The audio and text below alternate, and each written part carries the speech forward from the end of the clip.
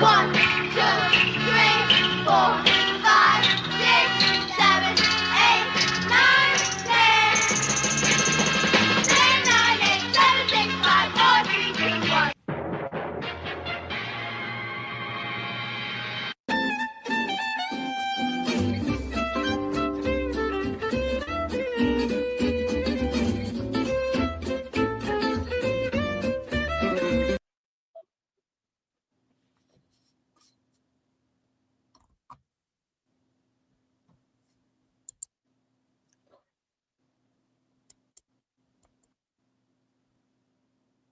Okay. Okay. Well, so much for the start. I have no idea why it stopped. It showed like it was still going. Yeah. So I have no idea why we have a problem. Yep. Wouldn't be a show if we didn't have technical difficulties. Holy man. How you doing, buddy? Like I said, I'm doing okay. I'm like I say, running on fumes. Our gig lasted till past 1 o'clock this morning, and time I got home and got a little bite to eat and all that good stuff, it's probably 3:30, 4 o'clock later before I went to sleep. So anyway, I'm here. You know, got my coffee and got my ice water, and I'm good to go. How you doing? Hanging in there. Been a long week. A lot of driving this week. Oh yeah, understood. So I'm not. I can't wait to have my cataract surgery done because my left eye is really bad. So I'm basically driving with one eye, my left eye squinting, and my right eye is dominant. So it's like, so all these people that are passing, you're going by, and you got this look on your face like, yeah. Exactly. They're just saying, get off the road, old man, if you don't know how to drive. Is he challenged or what? Yeah. Well, and it was a lot of highway driving. So when I'm on the highway, like the main turnpike up here, it's got 3 lanes, and they go 70 miles an hour, but nobody ever does 70. They do about 80. But I always stay in the right-hand lane, and I'm usually about 70 miles an hour, right on the nose, if that, Yeah. I like to get behind semis that are doing like 60, 65, and then everybody else, they're going to be, when they come up behind me, it's like they're not looking at me being the slow one. They're looking at the truck being the slow. So they're not so you're just laying off under the semi in front of. I see what you're doing there. I see what you did. Yeah. Pretty sneaky, old man. Yeah. That way I get to just drive, take my time, listen to the music, But all right. Well, let's see what's going on with the peanut gallery. Let's bring them in. Let's see if I can get something to work. Let's just see. I've loaded them all in today, so I'm hoping. Do I even have it? I thought I put them in here. Hold on a second. I'm gonna see if I can't get it. I thought I put them in there. Where's the peanut gallery? Where are you? Peanut gallery, right there. Okay. The peanut gallery's on the run. We got the comics, you bring the fun. Saturday morning time to cheer. Man, we're glad you're here. And it stopped again. North, south, east, and west. Peanut gallery, you're the best. All our friends, both far and near. Man, we're glad you're here. Well, I got audio, but no video. Oh, did the video cut out? No, I didn't even see it. No. Oh, because I could see it. Now I don't see it. But I could see it here. It looked like it was up there with us. Holy cow. Man. I'm telling you, they don't want you. They really want you to pay for this. So, all right, let's get us back on there.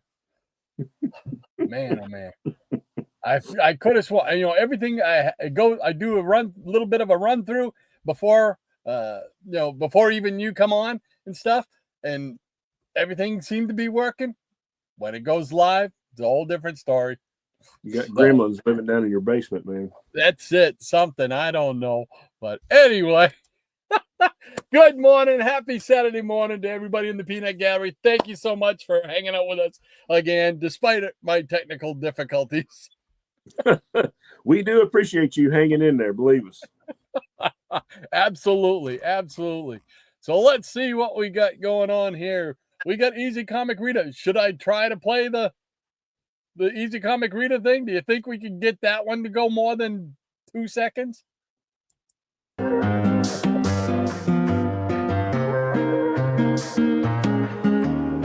we go.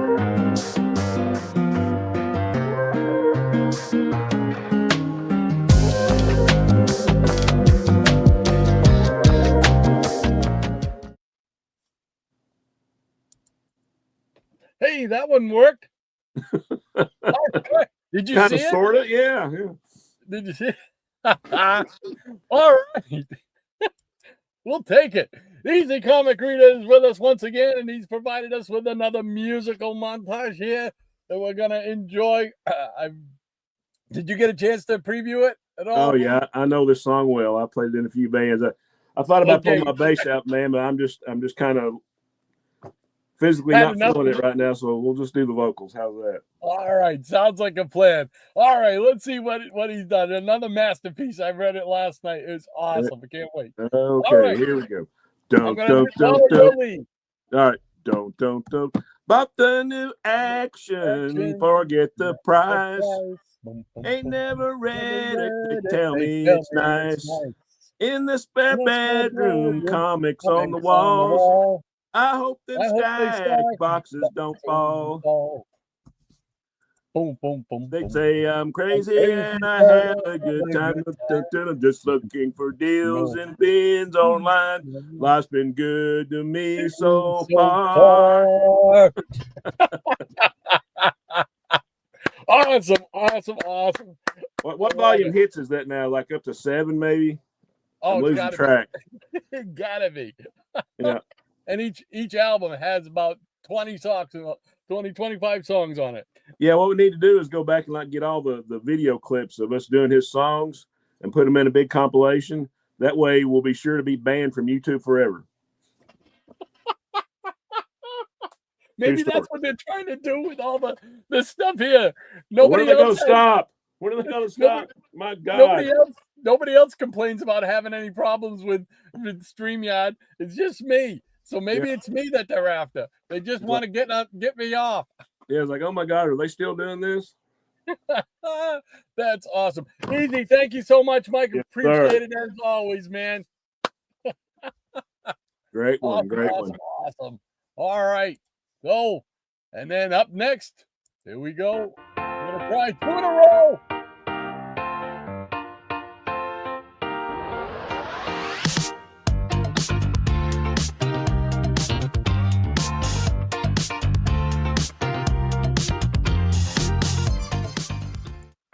All right, we got Anthony Perdue back again for another childhood memory. Let's see what he has to say. He says, good morning, Peanut Peers. The Batmobile, 1967. Best car ever made, in my opinion. Me and my second grade friend, George, were heading home from school. We stopped at the curb where Mr. Jones, the crossing guard, waited for us. Mr. Jones told me and George that Batman was in the Batmobile, and he asked Mr. Jones about us. We asked Mr. Jones, where did Batman go? And Mr. Jones pointed in the direction that George and I were going, and George lived on the same street as my maternal grandparents. I was going to their house because my mom was waiting for me there. We speculated that maybe Batman was waiting for us at either George's house or my grandparents' house. Mr. Jones said it was possible. George and I hurried to our street. As we hurried along, George and I exchanged speculations as to why Batman was looking for us. We know he would give us a ride in the Batmobile, but maybe he was also looking for another Robin. Maybe he had Robins in different places, and he wanted one of us to be Robin in our community. Speculations kept us busy as we arrived at our street. No Batmobile in sight, Maybe he came by and left after he didn't find us at home. The next day, we told Mr. Jones that we missed seeing Batman. Mr. Jones sympathized with our disappointment. Teddy says hi to all his friends. We'll catch the replay. Take care, everyone. Oh, wonderful story, Anthony. I think Mr. Jones sounds like a mean old man to me. They set him up, I think. Yeah. Yeah, I think so. That was a great story. Awesome, Anthony. Thank you so much once again for providing us with a great childhood memory. Thank you so much for sharing that. Absolutely. And we got I Am One of Us with us. How you doing, I Am One of Us? Welcome, sir. Always glad to see you. Cool beans. He says hi and good morning, Rod and Shannon and all the peanuts. And good morning to you, sir. Hope your Saturday's going well. Eric K's in the house. Hey. Glad to see you, Eric. Says good morning, everyone. Happy hot and humid Saturday. Yeah. I'm not going to wish away the hot and humid weather. I can't do it because the only other alternative up here is cold weather. Well, it finally broke. I mean, after like weeks and weeks of 90s. I mean, it's supposed to be like in the 80s today. It was like 67 this morning when I got up. So just beautiful weather outside. For a change. The last couple of days, yeah, we've had the same thing. The last couple of days, it's been it dropped down like 20 degrees. We had been up in the 90s, and it was down in like the mid 70s. So it's been really nice yesterday, and I believe it's supposed to be that way today. So hopefully, it makes it easier for my wife and daughter. They suffer in the heat. I'm a firebug. I want it hot. And Missing Mars is with us. How you doing, Double M? Welcome, Double M. Hope you're having a great weekend. He says, good morning, peeps, and a good morning to you, sir. Great to have you with us once again. He says, Saratoga, New York, rather pleasant temperature-wise. Nice. There we go. And Eric K says, can you send some of that pleasant weather down south to Florida, please, Double M? We'll get right on that. Right. Missing Mars says, I'm on it, Eric. And Maranya is back. Hey, Maranya. Hold on. Let's see if I can. I got her thing loaded up here. Let's see if I can make this one play.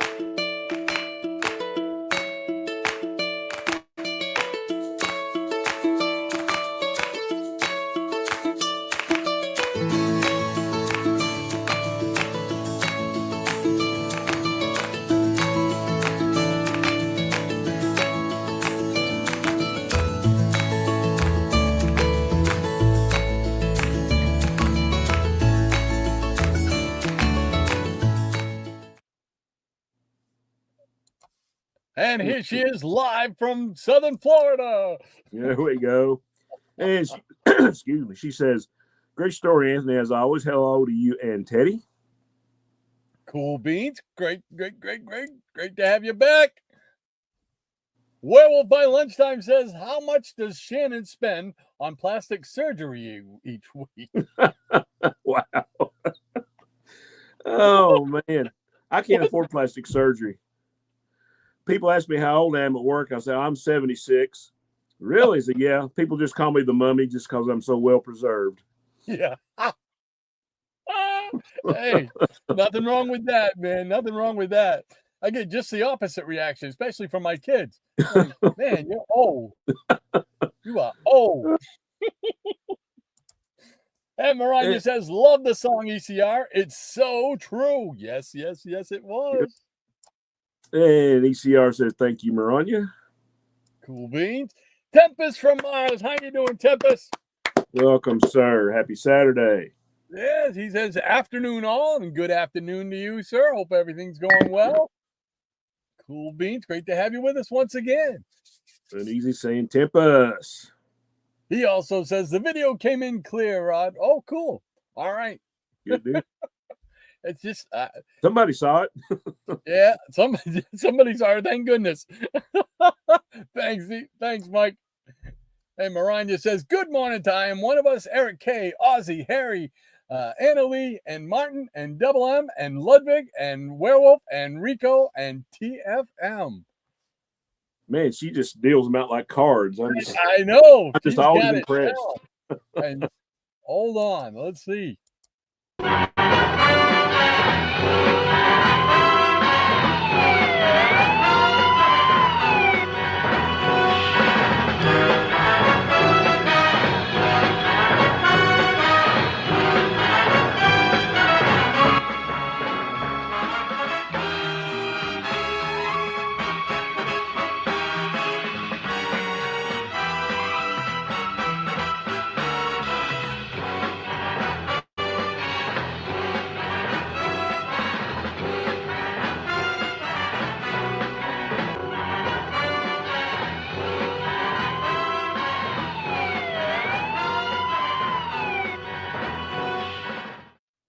And there we go. All right.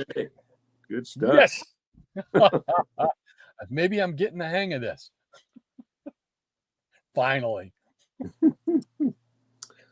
And K Eric says, K says, morning, Lady M. Welcome to Florida. Tempest from Mars says, all right, easy. Thumbs up. And we're with by lunchtime. Good morning or good evening, Maranya, and everyone in the chat. And Miranda says, Florida has been very, very good to me, Eric. Then again, I try to spend the day in the pool. There we Nothing go. wrong with that. If I could, that's where I'd be every day, in a pool somewhere. And she says, good morning to Rod Shannon. He's back again. I'm just dipping in and out. The Peanut Galley, the nuts of the day, the Foos, the studio audience, and Maranya's Legion of Peanut Pets. There we go. Got them all in there. Great to have you back again, Maranya. Easy Comic Reader says, I'm swooning over here. Thank you, fellas. Thank you. Thank you. And Werewolf by Lunchtime said it's been raining all day in Perth, Australia. Oh, no. We don't Yeah, like we had rain. enough of that. We had like 2 weeks of it straight. Did you guys have a wet spring? Because our spring was really a washout. It really was. Oh, yeah. Spring into summer, it's pretty bad. There were several bad floods around here. Yeah, that's, yes. Maranya says, Northern Florida, Jacksonville. Speaking of Jackson, he has family visiting today, so he won't be here, but he sends his best wishes to all. Well, when you see him again, you tell him, thank you so much. We appreciate it, and we'll miss it. Hello to Jackson. Yes. And ECR says, message from Jackson Roy Quirky. Here we go. Everybody's on top of it. He will be out today. The parole board denied him again, but he will be back next week. Seriously, he does send his regards and well wishes. Oh, man. Oh, the Peanut Gallery is awesome. I love it. Oh, that's great. Well, Cool Beans, hope Jackson's having a great day, and I'm sure he'll catch the replay. So always great to see him, and I'm sure he'll be back next week, hopefully. And Werewolf says, Rico is asleep, but appreciates the love. There you go. That catches us up right now with the Peanut Gallery. So what do you say? You want to show some comics? Yeah, I can show some books. Like we were talking earlier, this room is in serious disarray. If you could see what I see on this table, wow. But I found a box that I hadn't looked at in a long time. There's no DC or Marvel whatsoever in it. But I will show one new DC book I was happy to get in the mail. Is the Superman Treasury. Oh, cool. Yeah, this has got see it. Yeah, this has got a wraparound cover. Scott Koblish. This is like one of the variants. But here you see like a lot of the villains and stuff on the back. Neat. And it's got a great story in it by Dan Jurgens, and Bruno Redondo does the art. So a lot of great stuff. Justice League's in it. Just a great story. Kind of reminds you of, I think Eric Breen said this, so I'm going to Breen what he said. And it kind of reminds you of that story for the man who has everything. You remember that Superman annual? Yes. Where Batman and Robin and Wonder Woman go out to wish him happy birthday, and Mongols out there, and they put that Black Mercy alien on him. He's like, thinks he's back on Krypton and he's married and all that. So this is kind of a, I don't know if it's a sequel to that but it's got the same kind of feel. So it's a really good story. A lot of good story and art. I haven't had a chance to get to the comic store in the last couple of weeks. I looked. I tried to go find it, and it was he didn't have any copies left. And I got on eBay, and the only ones I saw were like $30 to $50. You know, and that thing is like $14.99 cover price. And I was like, well, right, you know. And so I got on Comic Collector Live, and I went to a seller that I bought from before, and I got it for cover price plus shipping. So I was kind of glad to get it. Nice, good. Cool beans. Of course, that makes me nervous when I go to the comic store and see if I can find one. All right. What else we got here? You ready? Yeah. It's all you, brother. We got some Dell and Go Key here. Here we have a one-shot. Neutro, the most astounding superhero of all. The kicker here is Neutro does not know the difference between right and wrong. From 1967. So watch out for Neutro. And here we got from 1972, we got Spaceman. That's a nice one. I like that. Yeah. And this is one from a TV show. I barely remember it because I think I saw reruns when I was a kid. But here we have The Girl from U.N.C.L.E. #1. Oh, yeah. Remember Stephanie Powers in that role? I don't recall ever seeing it, but I do know of it. That's the extent of it.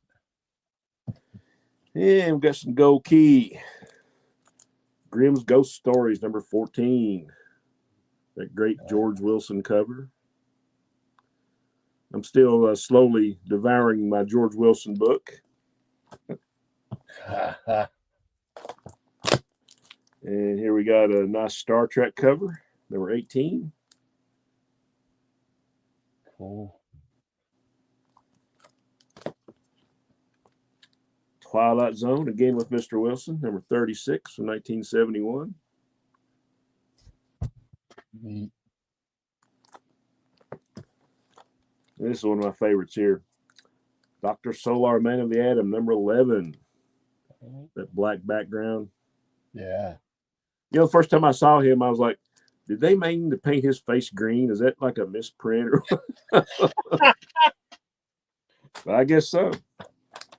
Could be.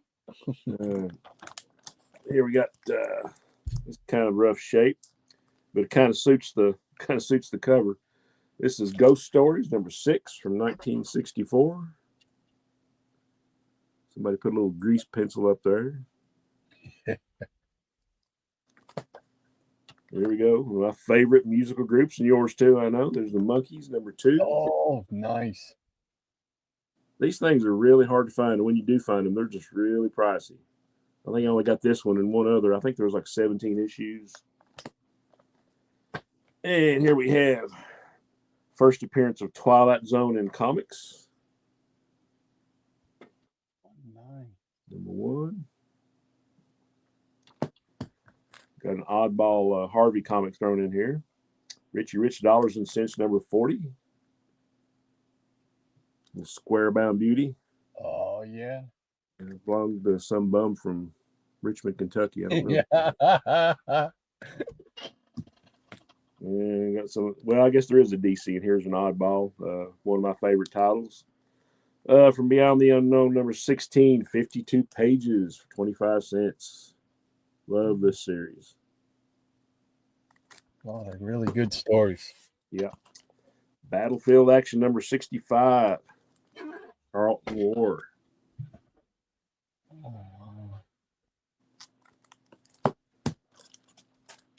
And I remember getting this at a con a couple of years ago. Space Family Robinson #1. Oh, nice. Yep. Sorry about the glare. There's something a little bit different. Classics Illustrated Special Issue. Adventures in Science. Nice little square bound beauty here. Classic. And we got some Classics Illustrated Junior, number 508, Goldilocks and the Three Bears. I don't know what that sticker is. That looks like, I don't know, maybe I was going to sell this at one time. I don't know.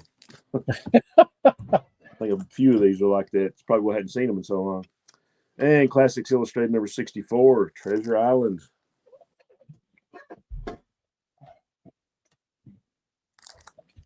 Nice.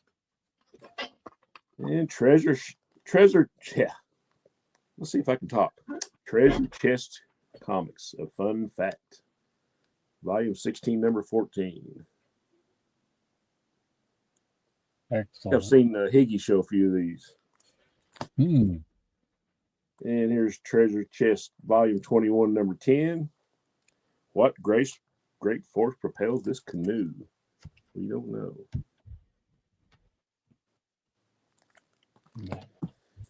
And switch gears for a minute. Got Miss Mystic, number 1. Neil Adams cover. Awesome. Yeah, this was originally supposed to be in a DC comic, but it never happened because of the DC implosion. Oh, that was part of got caught up in the implosion? Yeah, I guess it was originally supposed to be from DC, and they took it elsewhere. There's Classics Illustrated number 58, The Prairie by James Fenimore Cooper. Little Western comic. And we got Beep Beep the Roadrunner, Top Comics. Meep Meep Zip Tang. That's neat. And here we got some more continuity comics. The Ultimate Man Megalith, number 2. Great Neil Adams cover. Nice. Okay, here we got some Thunder Agents from JC Comics. It's number 1. Classics by Wally Wood and Reed Crandall. Yeah. Nice. I'm sure you got a lot of these. Yeah, the Hall of Fame ones, yeah. Here's number 2. And this cover is by Steve Ditko and Will Blyberg. Oh. Got it wrapped around. Like I say, you can tell I hadn't been in this box in a while because half these aren't even bagged. Of course, here's another copy of number 2. And got a Vulcan. Got a pinup by Murphy Anderson. Well, we got to see that, don't we? We got to see the Murphy Anderson pinup. Here we go. Oh, very This cool. would be one of the ones you go buy another copy, probably find it at a dollar box, and then take the poster out and put it on the wall. More Classics Illustrated, One by the Sword, number 151. This has been well loved. Mm. You ever go through a box and you kind of wonder how in the devil this stuff got in your collection? Yes. Yes. I'm sure I read it, as a kid. And here we go. Another issue of Megalith, the Ultimate Man. Another great Neil Adams cover. And from Americomics, we got Captain Freedom, number 5. Yeah. Like I say, a little bit of everything in this box. That's cool, though. Nice variety. Yeah, some more Thunder Agents. Yes. Number 1. And why have 1 when you can have 2? That's right. Some EC reprints. Weird Science number 15. Wow. And Shock Suspense Stories. A little worse for wear. Cool. That's nice. And this one is, I think I looked it up. This is probably like issue number 4 or 5 of Mad Comics. Before it's when it was still comic book sized and Super Duper Man. Yeah. Super duper mad. He fights Captain Marble in this one. Yeah, this is Wally Wood. It's I believe I think this is like the original number 5 of Mad, what became Mad magazine. I guess it was just called Mad and in comic format back then. So I'm glad to have this one, 1952. And that's how we got this round. All righty. Get us back together. Here we go. And thank you once again, Maranya, for providing the line, keeping us in line. Cool bean. And Easy Comic Gear says, nice book. I guess he's talking about the Superman Treasury. Yeah. Great story, too. I really want to get one. Yeah, and Maranya says, that's like the alternate cover. I think the other one just got like a image of him done by the interior artist, Brenda Redondo. It's good, too, But that's the only one I could find, at cover price. So I was like, I don't really care. But I like the covers, and I know you do, too, with the more heroes and characters on them. Yeah, baby, yeah. And Ryan says, I get to spend the day around 12:30 or so this afternoon at a 4-year-old's birthday party. Carter is my great ×2 nephew, and he's adorable. Oh, good deal. Well, happy birthday to Carter. Yes, happy birthday, Carter. And Tempa says, I need to pick that treasure up now rather than trying to find it in 30 years' time. Yeah, that's the problem. It's time and money and time. That's it. I'm with you, Tempest. Every once in a while, you just kind of got to look around and say, if I don't get another comic book, I'm okay. Not really, but, if it had to come to that, I'm okay. And Easy says, happy birthday to Carter also. Cool beans. And Eric K says, I plan to go to my LCS after lunch today. I'm sure I will share what I get with you two later on. Yes. Cool beans. And we look forward to it. We always kind of share our recent pickups with each other on a text thread. Cool beans. I love it. And Double M says, these comic collections are 5-star all the way. I'm so jealous. Well, we appreciate that, man. Really do. Kind words. Thank you. And the professor's in the house. Hey! How you doing, and Eric? He says Neutro is currently working in the Cincinnati mayor's office. Apparently, they don't either. He sounds like he's pretty close to that situation. I don't know what's going on there. I can tell you this. Go ahead. But I got the Superman Treasure on his recommendation. So, well, you can't go wrong with a recommendation from the professor. So, and he was absolutely right. I just want to throw this baseball story in there real quickly because I know Eric can probably appreciate it after that comment, especially. My son he likes the Red Sox, but he really gets into the Pittsburgh Pirates. Okay, I don't know why he picked them, but he did. I used to like him in the 70s. So we're coming home. No, we're going back up to his place, dropping him off, right? And a friend of his best friend from high school, called him up and they like to discuss baseball. They were discussing the trade deadline and what the Pittsburgh Pirates did. And I'm telling you, I have never seen my son so mad and wound up as he did. He blew his throat out. He was hollering so loud. He blew his throat out. And it's like, his friend wanted to throw in his 2 cents. But after my son got done with his rant, he was just like, well, I just want to say a couple of things. It was just so funny. But he said he is so mad right now with the Pittsburgh Pirates management and whatnot. I guess they were having a fire sale.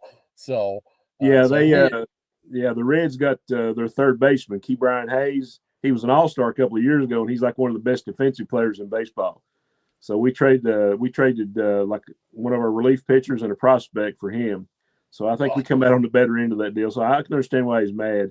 Oh man, I've never seen him that mad ever. Oh, was he hot? Yeah.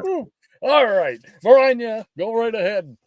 And she says, "Good morning, Eric and Lady Coco Lumpbottom." I love that. And Scotty Z70's in the house. Welcome, hey, sir. Scotty. And he says, wow, it's cooler now than at 5 a.m. 77 degrees here at Holden Beach. Oh, hanging out at the beach. Nice. And Robert Harrison 2.0. Hey, Bob. Hey, how you doing, Bob? Good to see you, Eddie. Says Girl from Uncle was an okay TV show, kind of corny, didn't last long. Yeah, I didn't figure it did. I just barely remember the reruns, but I liked looking at Stephanie Powers. Don't get me wrong, And Scotty says everything but the kitchen sink. There you go. Yeah. And Bob says, lovely sunny morning here in Toronto. Well, good deal. Glad you're having great weather up there. And Diabetic Superman's in the house. Welcome, How sir. you doing, DS?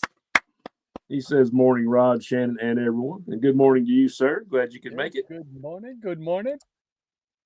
The ECR says, I love me a little everything box. Yeah. I don't have a whole lot of those anymore, like Bronze Age or earlier, because I've got most of that organized. But I had like that one box, that was still there that I hadn't gone through. So it was kind of fun to find those. That's the problem when you get organized. You just can't find okay, here's a variety box, I don't know. I guess I'm one of those, once I'm of the completist party, when you get a little run you want to complete or a series you want to complete. And it's like, oh, I got them all, It's like, oh, well, what am I going to do now? And I'm one that says, nice mix of comics. Thank you, sir. Yes, sir.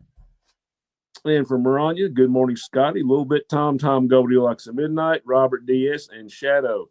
Man, she's just dealing. She's just dealing with that.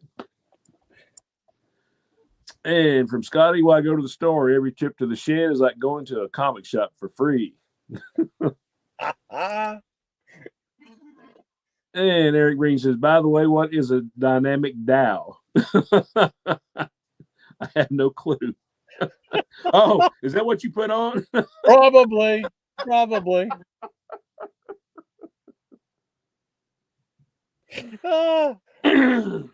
I can make no excuses. There's got to be somebody that can invent a Dr. Silver Age spell check. That's one of those words that I always misspell. I always misspell that. I don't know why. And he was going to catch it though, right? Well, I didn't know I did it wrong till he just told me. That's how much in my world I am in, Thanks, Eric. Yeah. Bronze is 88 and partly sunny here. Nice. 88. Oh, I love it. And from Scotty, a little bit Tom Goldilocks and Midnight are great. Tom is sleeping in my room. At the moment?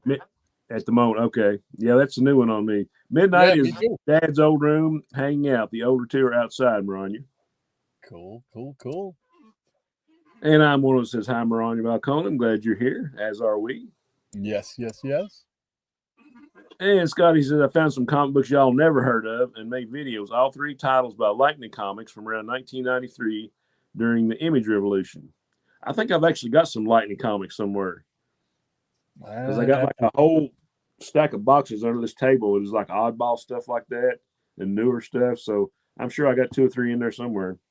It sounds familiar. Didn't they have like a little lightning bolt a yellow lightning bolt going across like where the corner box would be?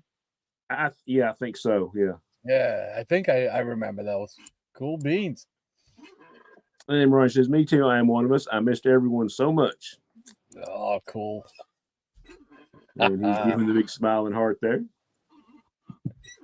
And Scott says, oh, I'm totally not hanging out on the beach today. It's rainy. I just live here. And DS says, I saw the Fantastic Four movie the other day. It was pretty good. Superman was better, though. Wow. Yeah, that's the consensus I'm hearing. I'm hearing that it's a good movie, but it's kind of hard to beat Superman. So I'm getting discouraged. I wanted to go see it last Sunday, but I didn't get up in time to go.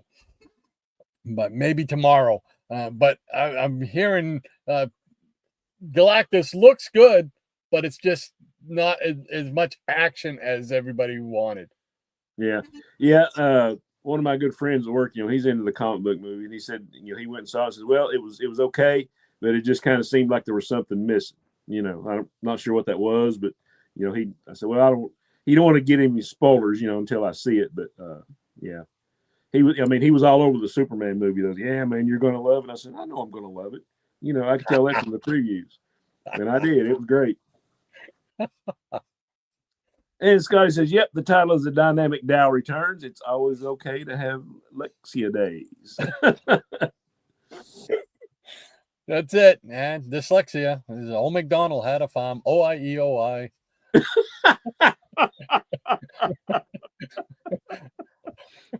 We need to put that one on the greatest hits. Oh, and Rod just caught my typoglycemia. Call me typhoid bearing Maranya. Oh, I'm with you, Maranya. I just have one of those days, you know. It's weird because there are certain words that I cannot spell. I don't know why. And that one, you think 3 letters. Come on, how do you screw up 3 letters? You know, no, I can do it.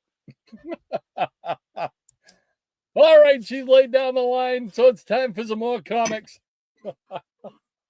Oh, all right. Well, I'm going to show some Thor. Start off with some Thor. How's that? Awesome. All righty. Here we go. All right. First, I'm going to start off though with the Superman. Have you seen the Superman? This magazine? It's a magazine, and but it's a comic. You know, it's got the inspiration. It tells a little bit about. Oh, that looks like the All-Star Superman story. Yeah. Okay, yeah, that's some All-Star Superman. And I guess because they were saying that this is basically what they based the Superman movie off of, type of thing. Yeah, some of it. So, I mean, it's pretty cool. Yeah, and this is one of those things that you see. It was at their checkout register at like a grocery store. Okay. So that's cool. They keep those magazines and stuff like that right there. But yeah, it was pretty good. It was worth getting. It was pretty neat. Good deal. I have to look for it. All right, now let's get into some Thor. Head on up to Asgard and see what's going on.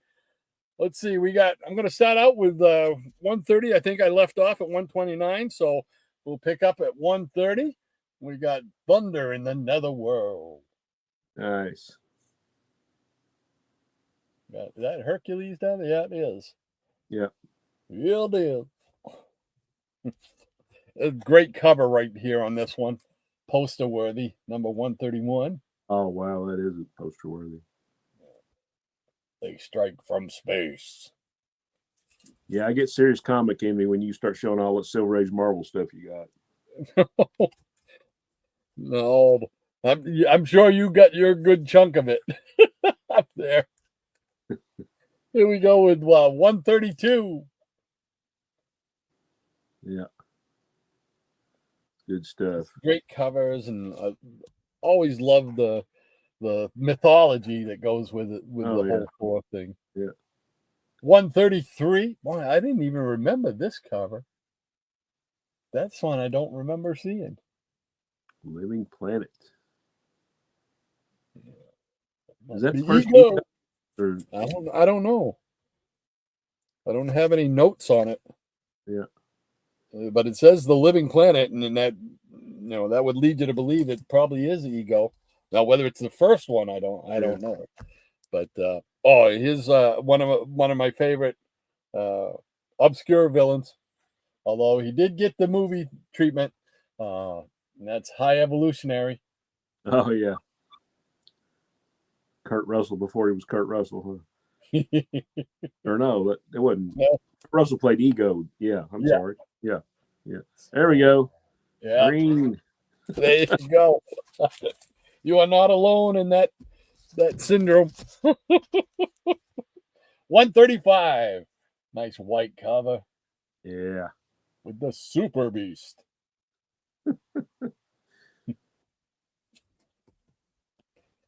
136. To become an immortal. Yeah, good stuff.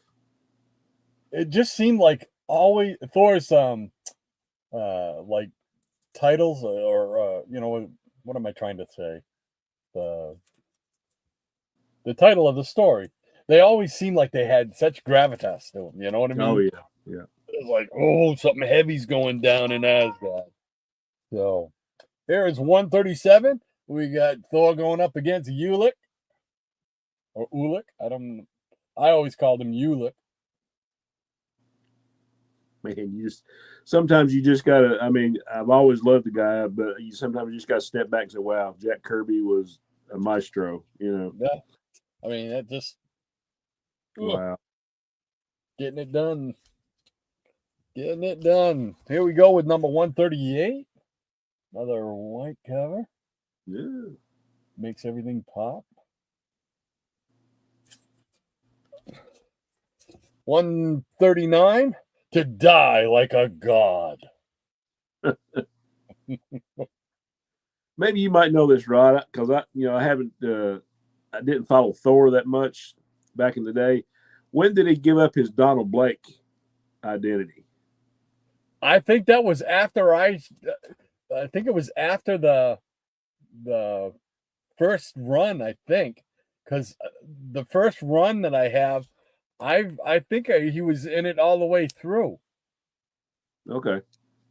I think so. It might have been after that, whatever incarnations came after that. Yeah, that's probably a key issue. That was the one thing I really missed in the movies, in the anything to do with Thor. I wish they would have. Number one, I wish they would have kept the way he talked in the comics. Right. That would have been. I think it would have made even the character even more unique. But I really wanted them to do the Donald Blake thing.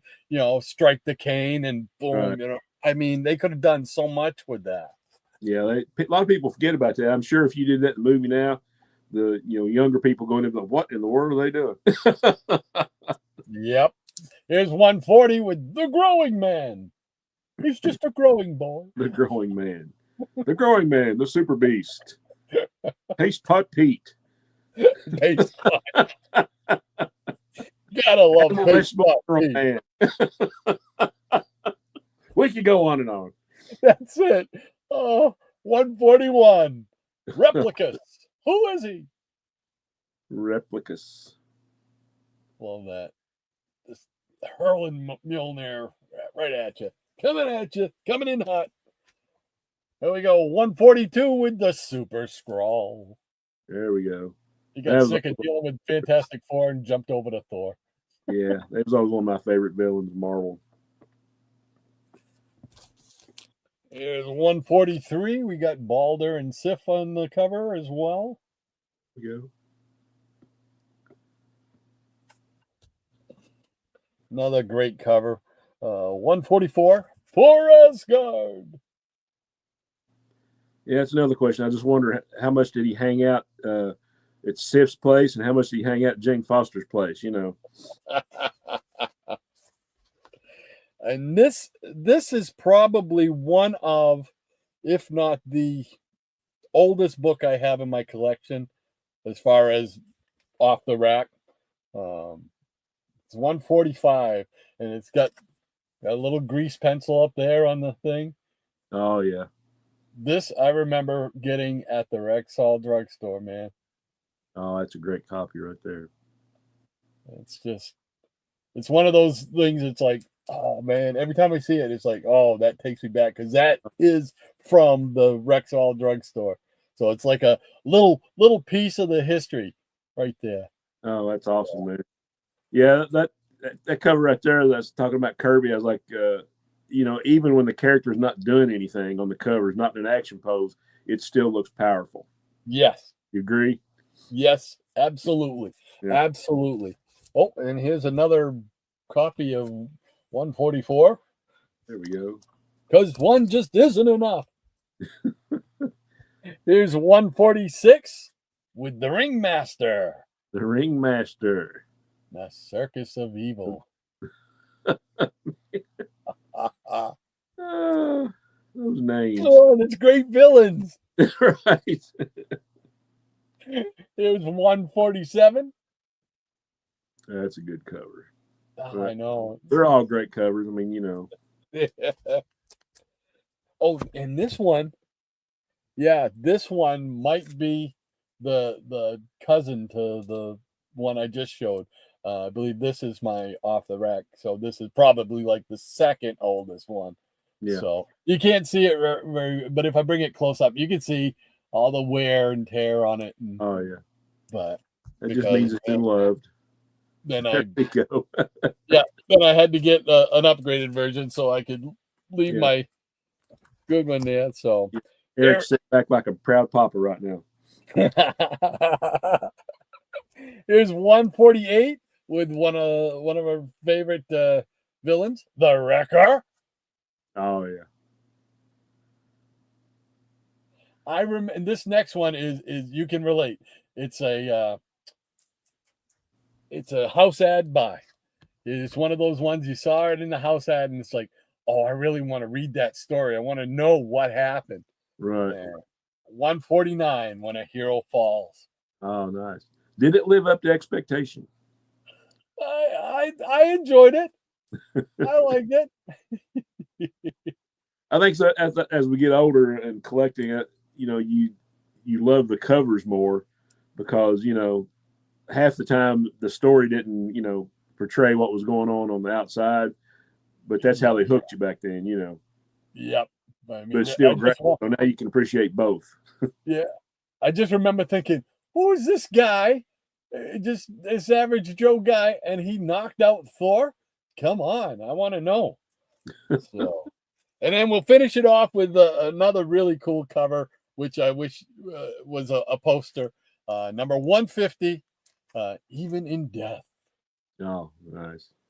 The Gila. That's a neat cover, huh? Yeah. The red with the green and Thor dead. Oh, great stuff. Great stuff. There we go.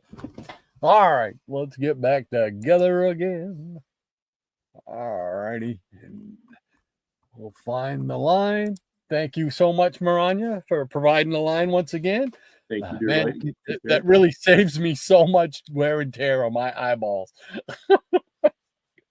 All right.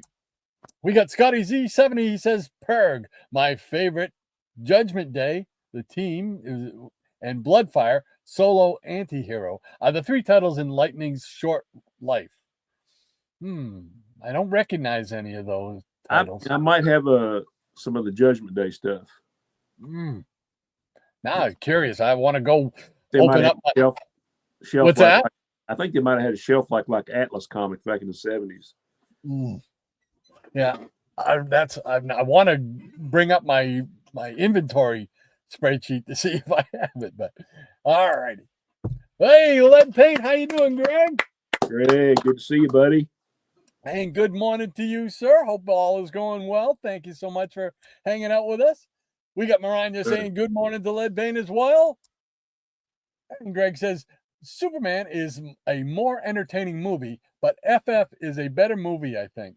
10 years from now, I think you'll be rewatching FF before Superman, if that makes any sense, he says. Yeah.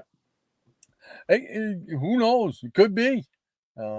I just really want to see Galactus, and hopefully it'll wash the taste out of my mouth from that last appearance by Galactus. The Cosmic Cloud. I watched that movie again last weekend, because I forgot what channel it was, TNT or something, was playing a bunch of Marvel movies, and they were playing the Fantastic Four ones, obviously because the movie came out that way. Yeah. But and so they played that one, and I'm like, when that thing come on, it was just, I felt the rage all over again. All righty. Lead Paint also says Fantastic Four is very true to the comics. Both are, but if you read Fantastic Four comics, I can't imagine why you wouldn't enjoy the Fantastic Four film. I can understand civilians being a little bored.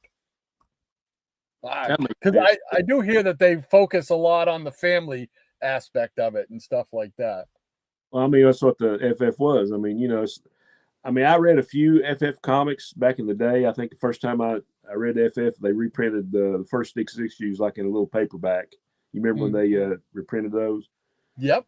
And then I got into it, and then I really got into it during John Byrne's run, and I collected that whole run he did, however many, 80 or 90 issues. And then I went back and I started getting the the stuff from the 70s, you know. So I enjoyed a whole lot of eras of it. Yeah, I mean, it was really good. I mean, those first 100 plus issues there that Kirby and Lee did, man, they're awesome. Yeah, They're awesome. I agree. You know, just the world building that they were doing, you know, in that it's phenomenal. You know, let's see. All right, Missing Mars says, reminder, thumbs up the video if you like, please. Thank you so much, Double M. Appreciate that, my friend. That. Scotty says, when they made Thor stupid, I was done with Disney movies. Rabbit. Thor wouldn't think raccoon is a rabbit. Yeah, I didn't like that when they made Thor that. Yeah, I didn't understand that him and Hulk. I mean, they nerfed both of them. I mean, you know, okay, they made him fat and stupid, and you know, and then they made Hulk is not Hulk, and he's in an Iron Man suit. That really disappointed me. That was like that didn't tick the box for me on the Endgame and Infinity War thing, you know. So yeah, I hope they return at some point to the Savage Hulk. That's what I wanted in that first Avengers movie. That's the Hulk I wanted to see. Right. You know, that's what I grew up with in the comics. That's the character. I was never, even in the comics, I was not a fan of the Professor Hulk character. Joe Fixit, the Joe Fixit character. Okay, they could do something with that. Yeah, I kind of liked him. Yeah. Yeah, I could take that. But not the Professor, man. It's like, no, I want that Savage Hulk. The madder Hulk gets, the stronger Hulk gets. Robert Harrison, he says, no Don Blake in the movies. Why was that? I wonder. They do mention him, right? In the Thor movie with the Destroyer there, right? Oh, do they? I believe they do. He had somebody gave him like a badge or something like that, and it was the badge said Don Blake. Yeah. It was something minor like that. It was just like to throw it, you know, okay, for the old guys. Here you go.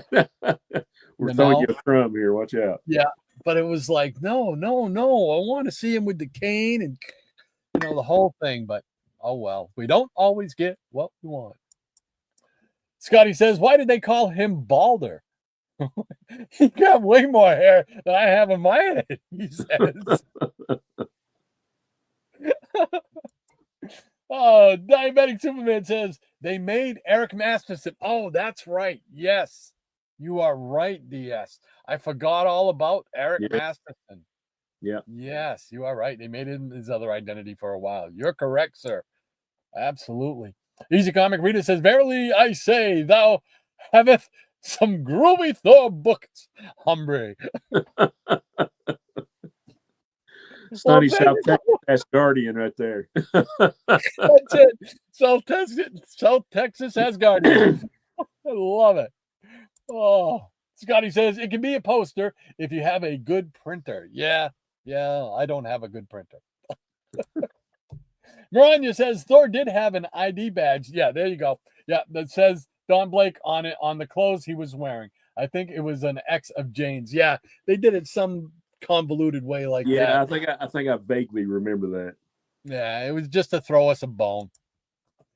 Scotty says, well, Purg comic dropped last week. If you want to know more, this morning someone replied to my Thrasher Comics video about their price. And wow, on eBay they are listed for big money, he says. Wow. I'm curious to see if I got any of them.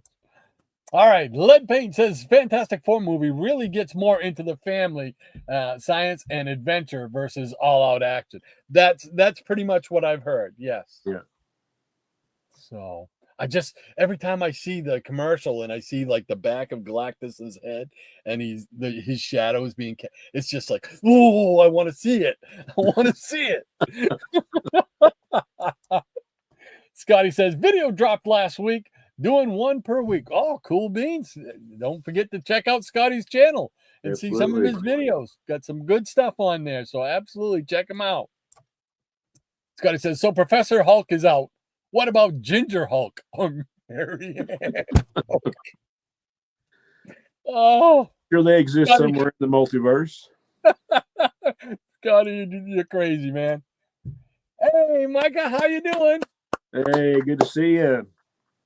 He says, I enjoyed the Eric Masterson storyline. Sad to see it go. There you go. Yeah, I had forgotten all about that, so it didn't hold too much water with me. I'm just an old schooler. I like that traditional Donald Blake, baby, with the cane. Smack that cane on the ground. Hey, Steven Spock is here. How you doing, guys? Welcome. He says, Maranya, giving him live long and prosper. Great to have you guys with us. And Mariana, I was going to screw that all up, Mariana. What the devil? She says, Steve, giving it right back. There we go. She also says, good morning to Micah. No Gil Kane covers yet. And Graphic Man says, it's too early in the morning for Kane. Be sensible, he says. Scotty says, that's right. The original Thor was Raising Kane. There we go. Brian says, sensible in this group. Perish forbid, Micah. Hey, All right, if we don't have any, what we'll start doing if Micah shows up, if we don't have any Gil Kane comics, we'll just get real close to the screen and show our nostrils. How's that? That would be scary. Yeah. Oh, my gosh. Oh. And Mariah, she's throwing down the line. She says, I want to see more comics. All right. So what do you say, buddy? You got some more over there? I think you might. Yeah, I got another little pile of oddball stuff. Cool beans. It's all you. Got some more Thunder Agents, number 3, with a great cover by Bob Layton. Oh, see that? I don't think I have that one. I recognize. I got to meet him and got some signatures. Awesome guy. Wasn't charging anything for autographs. And I don't know what the deal is now, but, he was on the outs with Marvel Comics for a long time. But where other, artists and writers and stuff were like charging $20, $30 for a signature, he was like doing it for free. I wished I'd got a picture with him, but I just didn't. There was a long line and all that good stuff. But I got him to sign my my first appearance of the Huntress, because he co-created the Huntress, and the Iron Man issue, Demon in a Bottle. I got him to autograph that one. So yeah, cool guy. Wow. Him and Frank Bruner both were really cool. And here's an extra for people that are into that sort of thing, And these are reprints. You can see Wally Wood down there on the bottom. So nothing wrong with a Wally Wood reprint. Absolutely. And here we have from Super Comics, Eerie number 15. Oh, wow. So That's some one old school horror, right? They had such weird titles at that company during that time. They did like Doll Man and some other ones. And I might be mistaken, but I thought I saw you show this one once. This is Danger number 18. You have this one? Yeah. Yep. Okay. Yeah, I did remember right for change. So cool little comics, another Super Comics title. Yeah. They had some weird stuff. Some King Comics. Mandrake the Magician, number 6. Very nice. Very nice. 67. And Giant issue, a square bound. Captain Marvel, but not the Captain Marvel you know, or not the Captain Marvel you think you know. Not Shazam and not Marvel. But we got the guy that can he gets all disconnected. That's it. Oh. Fun stuff. It would be the 3 or 4 of those issues. Yeah, you got this one. I don't know if I have that one. I think I used to have them all, and then I gave them away, and then I think I just got the first issue of it now. Yeah, I like it down here. I don't know if this guy is like really small, like the Atom, or it's just the the viewpoint. But he's like, "Hold it, Captain Marvel. I'm the district attorney, and it's my job to bring the Ray to justice." Go get him, tiny guy. He's got his spear.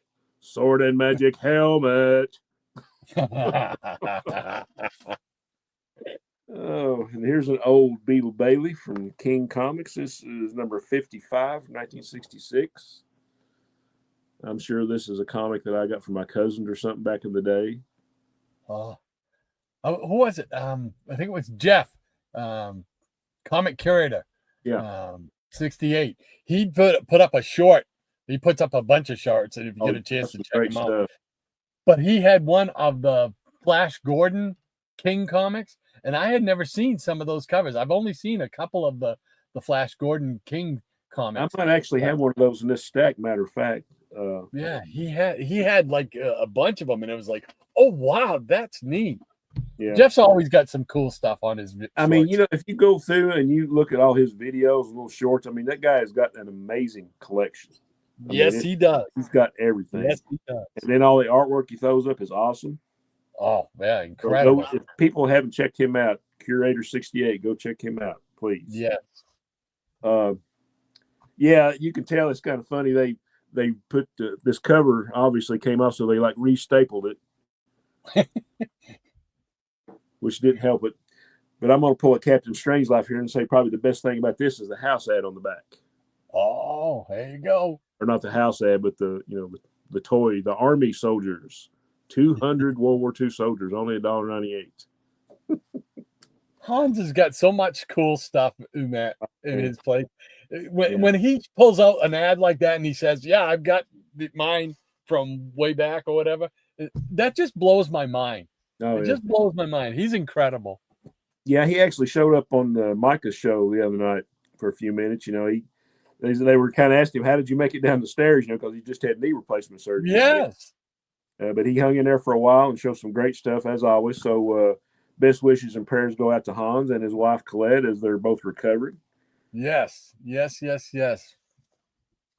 And here we have, I'm not sure when this is from, but it's got a Charles Biro cover. So I'm going to figure it's, it's got it stamped on here, September 20, 1951. Crime and Punishment. Oh, neat. Like I say, I hadn't been through this box in forever. I was like, hey, there's some neat stuff in here, you know. Now, was there something, do you know why that one's in your collection? Like, was there something in that book that you wanted to pick up? No, you know, okay. Don't ask me that question. It's probably just an impulse buy, or maybe I found it at a con cheap, or probably somebody did a video. I was like, oh, that looks cool, because, you know, a lot of people are guilty of causing me to spend money, you know, including my partner here, you know. So. I think we're guilty of both of doing that. Yeah, this is from Lev Gleason, you know. Charles Biro and Bob Wood were the editors, and Biro did a lot of the covers. So that's good cool. stuff. That looks in really good shape too. And if I'm not mistaken, this book is in tatters, but I think, did this used to be a TV show? 4432 Mulligan Stew. You remember this? No, never even heard of that. Oh yeah, it's like it was like 4-H television. You know, you remember 4-H? Oh my god! Somebody's like filled in all the puzzles, and it was just, you know, just a fun little. I don't know. It's probably something I saved from when I was a kid, but I think I remember there might have been a TV show called this. Oh. Somebody let us know. I'll look it up. Wow. Okay, here we got from Spire Christian Comics, David Wilkerson's The Cross and the Switchblade. Yes. Remember these? I do. I remember having that particular one. And they had a lot of Archie comics were part of this too. Yeah, God Smuggler. I see it down there at the bottom. I used to have that one too. Right. The art is by Al Hartley. Not too bad, you know. No. And here we go. This is Canadian. This is The Futurians by Dave Cockrum. So I'm sure I bought this just because I love Dave Cockrum. Yep, I remember that. He also didn't he do a graphic novel with them too? I'm pretty sure. Yeah, I think he did. Yeah, I'm pretty sure. And here's some oddball stuff from 1984. This is published by Crimson Productions, #2, Crimson Dreams. I don't know what it is, but you know, it's in the collection for some reason. Black and white. The art's pretty terrible, so I don't know. And you said that was from the 80s, right? 84, yep. Yeah, yeah. The 80s, man, had a lot of stuff like that. Independence, that just crazy stuff. Yeah, I know you probably got this one. Americomics Special #1, The Sentinels of Justice. Oh, yes, sir. Yeah. Yes, sir. Art by Greg Bueller and John Beatty. Yeah. With the Charlton characters. Love these. Yes, sir. And here we have look at the elementals. The Justice Machine Annual, Echo of Thunder. So you got the Justice Machine and the Thunder Age. Yeah. I like the back. It got the elementals on the back. Yeah, I think this is the Thunder. Elementals. I love the elementals. I got like the first 2 or 3 series. It was like the first real adult comic that I read, you know, back in the 80s. Yeah. Created by Bill Willingham, man. I love the story and art in this. I mean, it was, you know, tells the origin of the elementals. There were some great stories. I remember wanting this book for a long time just because it had the first appearance and it had the Thunder Agents, it had Justice Machine. So I don't know why this isn't in a bag. So, and here's a shout out to Medrog, Adventures of Big Boy, free to our guests. Oh, wow. That's cool. I don't even know what year this is from. This says #100, so we'll see what this is. Yeah, it's pretty thin. It's like I say, it's a little promo comic. 1976. 76, is it? I don't know. I have no idea. There's no year anywhere on this. So, but it looks like something from the 70s. Yeah. A lot of puzzles and you know, some comics. So I thought it was kind of cool. Yeah. I'm sure Roger has it. Roger, man, he's got talk about somebody's got a great collection. He's another one. Yeah. You know, he just completed the Marvel Value Stamp run, which that was awesome itself. Yeah, that's incredible, man. Here's a character I always liked, Captain Paragon. Yep. And on the back, you have the Scarlet Scorpion. If crime does not pay, he will make sure of it. And that is by Steve Lytle and Jerry Ordway. So some nice artists in this one. And here's the book that I think almost everyone has in their collection, Heroes Incorporated.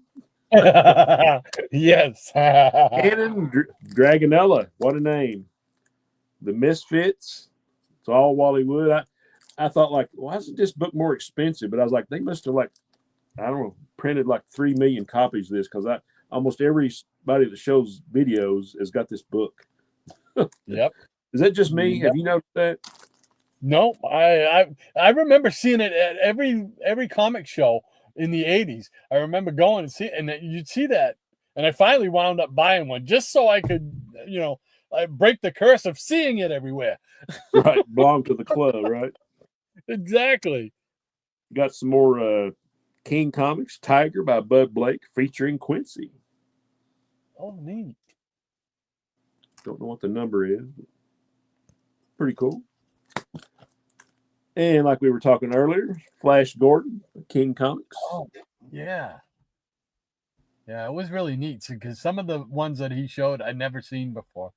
Yeah, I'm not sure who did the art on these, but I am curious. If you guys will indulge me for a minute.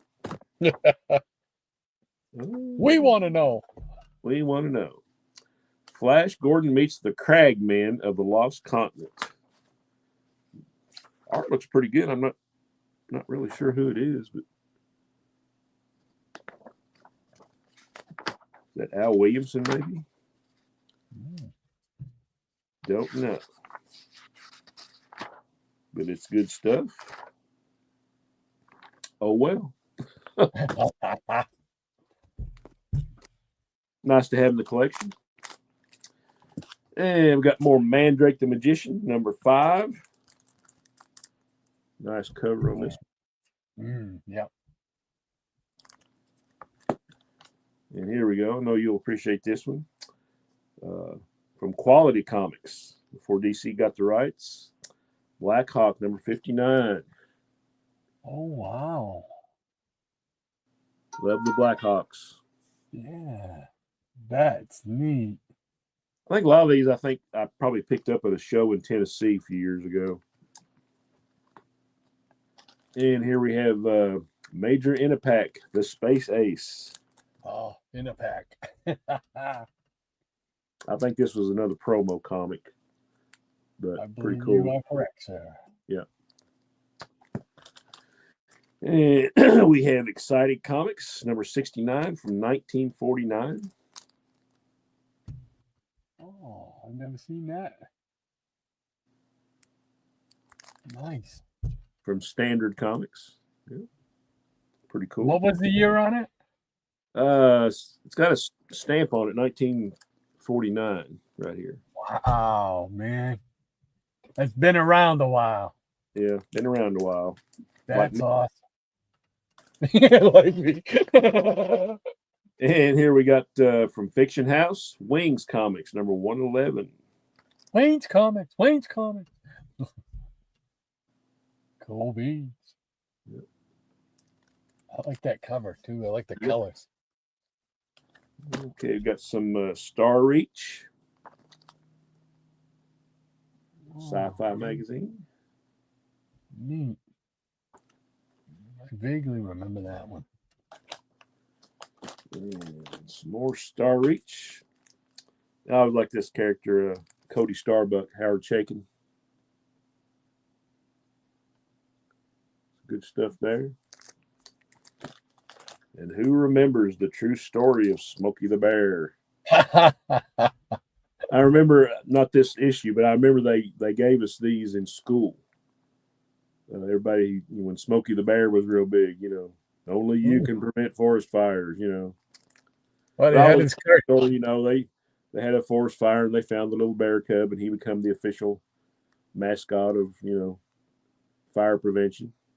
Yeah, what was it? 1969. He had his cartoon, I think it was. Yeah. I believe you're right. And you got a couple more. 2 of the few original EC comics I have. Aces High, number 2. Oh wow, boy, that could be a Enemy Ace cover right there. Oh yeah. And got these great George Evans covers. Got George Evans on the inside, Jack Davis, Wally Wood. Yeah, I think I actually got these pretty cheap because these were after the original run of EC Comics, and they had the Senate hearings and all that, and Wortham did his number on Comic Book World. But yeah, these were still good. Yeah, that's neat. I like that. And the last one I got is number 3. Talking about making people spend money. Yeah. Another great George Evans cover. Yeah, those are cool. All right. There we Great are. stuff. Great stuff. Sure. All right. We got the line. Thank you once again, Maranya. Appreciate it more than you know. Yes, we do.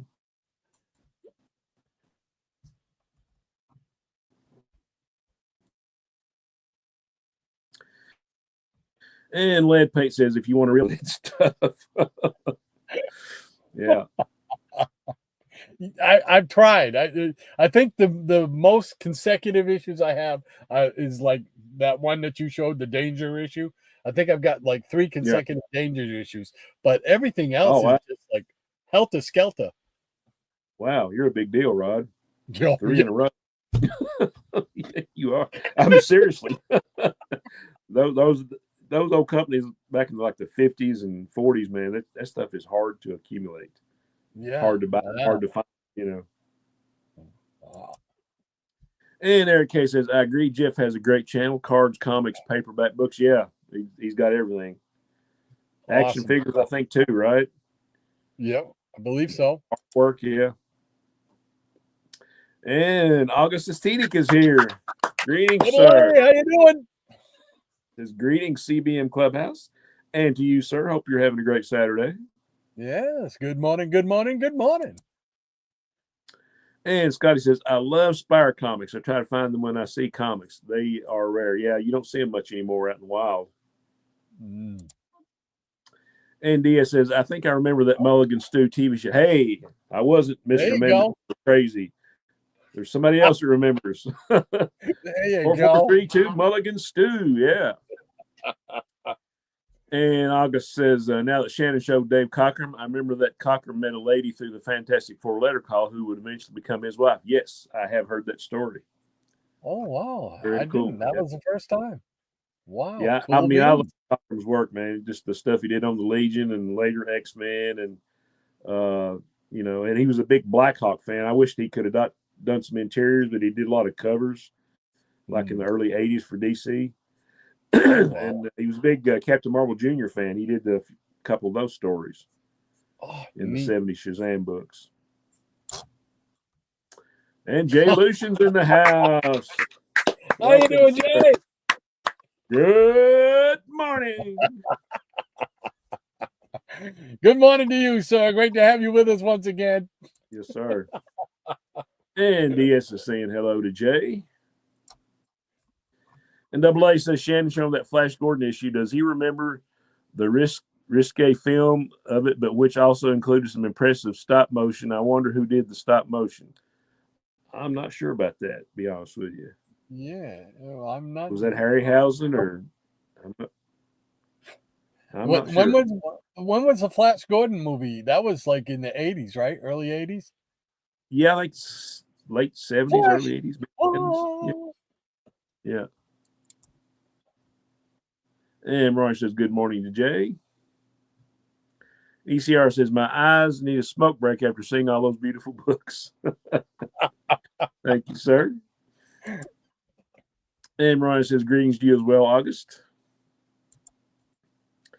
And Double A says, also around that time was another impressive stop motion film, Laser Blast. Yes.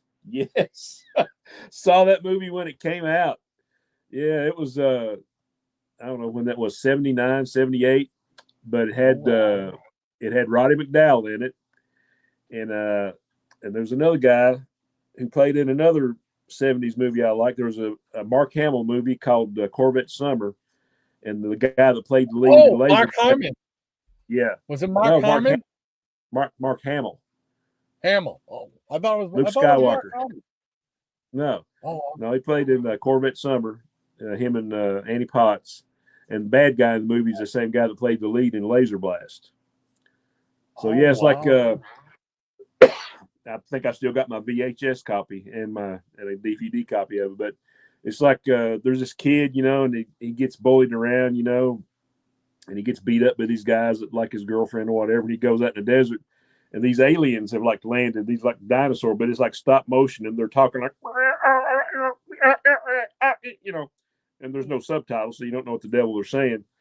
But they accidentally like leave a weapon there, and like this medallion on a chain. Well, this kid finds it, right? So he puts it on, and it like sinks into his chest, and all of a sudden he's like all wild-eyed, and he's got the power to shoot the gun, and all the ones that did him wrong, he did them right. I mean, he just and then at the end, and I can't remember how Roddy McDowell was even involved in that. I'm gonna have to watch that movie again. It's a B movie, let's put it that way. But I loved it, because it came out. You go to the movies. Hey, any movie is great. It's sci-fi. You don't care.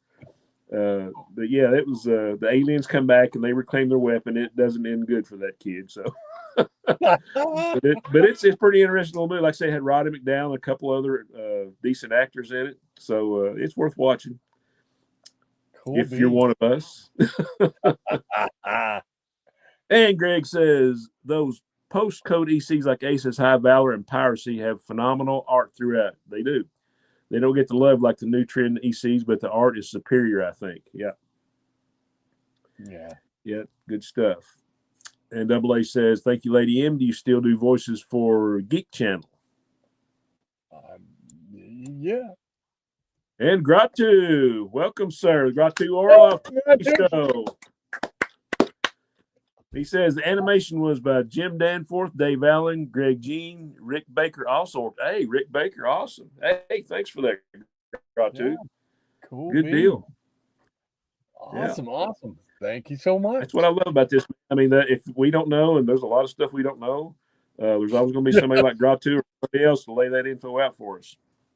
Cool beans. Awesome. Yeah. And Ronnie says, I sure do, August. I was on last night for the world's finest read. There you go. 1974. Okay. Good deal. Cool. Oh, Flesh Gordon. Okay, yeah. There you go. He said risque, and I was like, is he thinking about that one? I was like, okay. But yeah, that's the one. It's a little bit let's just call it soft core porn. I remember reading about it. Yeah, I remember it was a big deal when it came out. There was a big public furor over it, back in the day. So yeah, I've never seen. Yeah, it's interesting. Let's put it that way. And August said, yeah, you're right, Gratu. Thanks. Yep. Yeah. And Tempa says, Double A, you're too young to be watching Flesh Gordon. Yeah. Yeah, I think I was too young, and my folks didn't know I watched it. So, 11 years old, it was an eye-opener. Oh. And Double A says, I'm already retired, Tempest. Yeah. And Higgy's in the house. There we go. Ring the bell. Higgy! How's it going, Higgy? Good deal. And he says, hi, Hot Rod and Brother Shannon, the bass cannon. Hey, sir, we appreciate you being here. Yes, hope your Saturday's going well. Niciaro says, hola, muchacho. And I think that catches us up with this round of the Peanut Gallery. So, I think, did somebody sneak in there? I think, yes, Quentin Collins. How you doing, Quentin?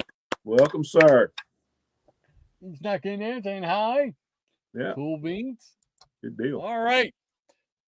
I guess we can show some more comics. What do you say? Show some more comics. I'm going to dip out for a couple of minutes and go get some refills, and I will return. Alrighty. I'm going to show some showcase. I'm going to finish off showing my showcase. So, cool beans. Thank you so much, Maranya. Appreciate that, as always. So, here we go. All right. I think I left off at number 75 last time I showed some showcase a few weeks ago. So we'll start up with number 76, which features Batlash. Western character. And I think he's loosely based on Maverick from the TV show with, who was it? I can't think of his name right now on there. Who was it that did it? It was, I can see his face. It wasn't Rock Hudson. I can't think of it. It'll come to me. There we go with 77 with Angel and the Ape. Went on to have its own series. I think it lasted I want to say maybe 9 issues, 8 or 9 issues, something like that. Number 78, Born to Trouble, Johnny Double. Nice cover on this one, too. This would be a cool poster, I think. And number 79, character who went on to a little bit of notoriety. Yeah. Dolphin. Oh, one of my favorite characters in DC. Number 80, the Phantom Stranger. It's so nice. I like it twice. And then we got number 81, going from the world of the supernatural to the world of the super wacky. The Way Out world of Wendy and Willie. Crazy stuff. Oh. And then we got number 82 with, what was this one? Yeah, that was 81. Okay. 82 with the Night Master.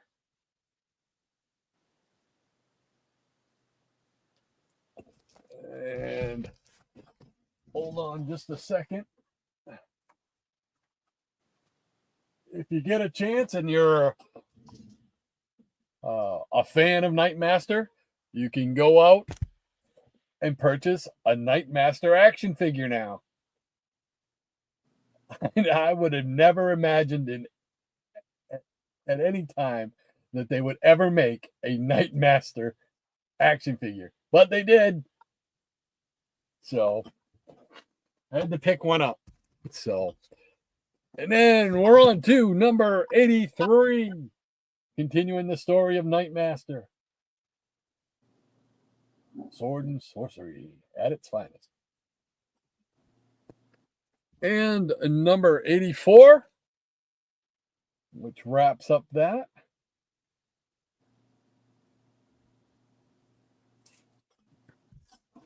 And we jump to the Old West, number 85 with Fire Hair. Hello? Yes. Mom gets to go home around noontime or early afternoon Monday. Okay. Cool beans. My wife was just giving me information that her mom, my mom-in-law, who is in a rehab nursing home right now, finally gets to go home on Monday. Yay! Cool beans. So, all right, 86 with Fire Hair. That doesn't look like fire hair. That was more like silver hair on that guy. And rounding out the trilogy for Fire Hair is number 87.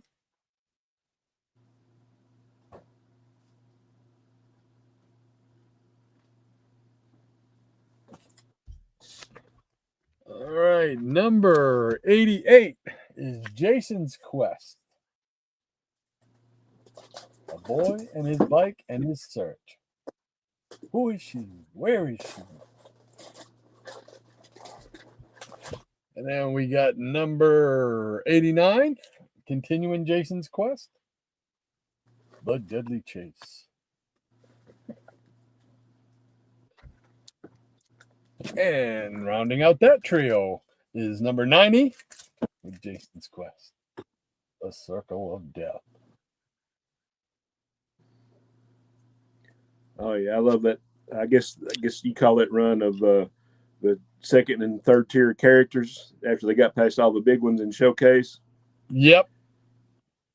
I just was showing the they did I showed the Night Master ones, and then I showed the Night Master action figure, and it still blows me away that they made a Night Master action figure. Yeah, I need to get that one, man. I love that character. I really liked him when they did Shadow Pack too. Oh, yes. There we go with number 91, Manhunter 2070. Yeah. When's he getting an action figure? Come on. Right. I always like this cover too. I don't know why. It's just one of those covers. I just like it. It's number 92 with that. Yeah. It's just a neat cover. Yeah. And then we got the rounding out his trilogy in Showcase is number 93. Yeah. Beware the red-headed greenies. That might be the only one I don't have of that run or that storyline anyway. It's weird. He looks like he's not in a good way here. All right. Then was that let's see. That's number 93. Okay. And then I skip. I don't know where my in-between issues. But for some reason, I skip up to number 98. Oh, yeah. When Power Girl. Well, it's so nice you get it twice. And then number 99 Got the JSA stopping Yeah. by. Yeah, it was a nice little run too. Yeah. Joe Staten on the art. And then this was cool. I remember when this was out on the rack and I saw it, I was like, oh man, this is a cool book. Showcase 100, 60 sensational superstars in the story it took 100 issues to tell. They got everybody in there. Yeah. Space Ranger and Yeah. Creeper over there. Fine stuff. Look at all those people in there. Oh, it's not going to show. There we go. Yeah, I know somebody wrote into a letter call or something asking, is like, okay, is this in continuity or not? You know, because a lot of those characters didn't appear in like the main, universe. So okay, they belong on Earth 12. Or the Earth B for Bob Haney. I don't know. Oh, jeez. Here we go with 101. There you go, Higgy. Yeah, You got Hawk, man. it's a good one. Kubert on the covers, Murphy Anderson on the interiors. Yeah, can't go wrong. That's right. You can't. He's a fan. He's a fan. And here we go with number 102. The Winged Wonder. Yeah. And Adam Strange. In Strange Adventures. And to round that out, it's 103. Hawkman. Other Worlds. Nice. So there we go.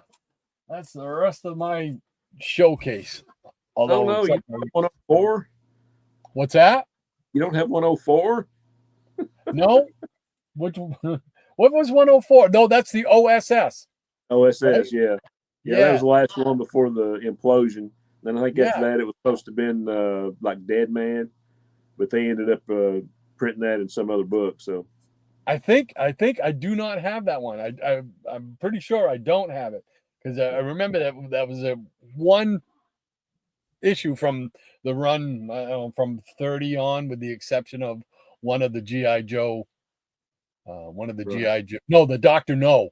I don't have Right. the Dr. No in there either.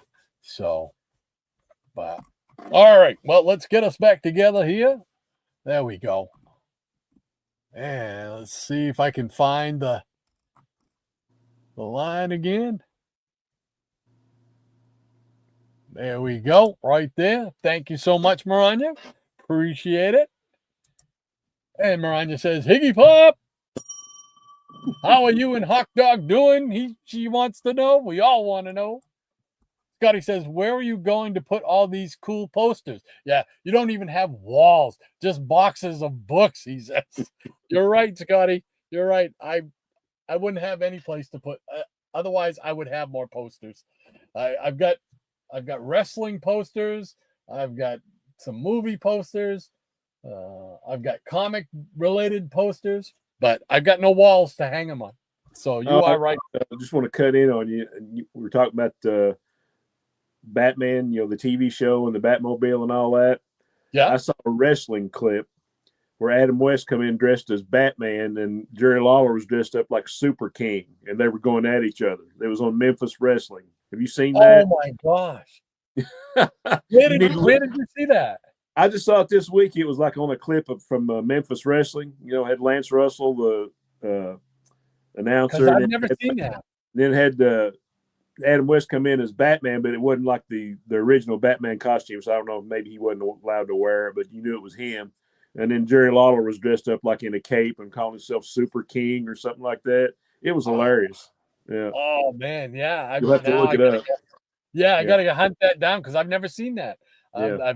I'd love to see never that. seen it, and I watched Memphis Wrestling for years. So Lance Russell, baby. there we go. Lance Russell. Dave, what was the other guy? Dave, what was his name? Dave Brown. something? Yep.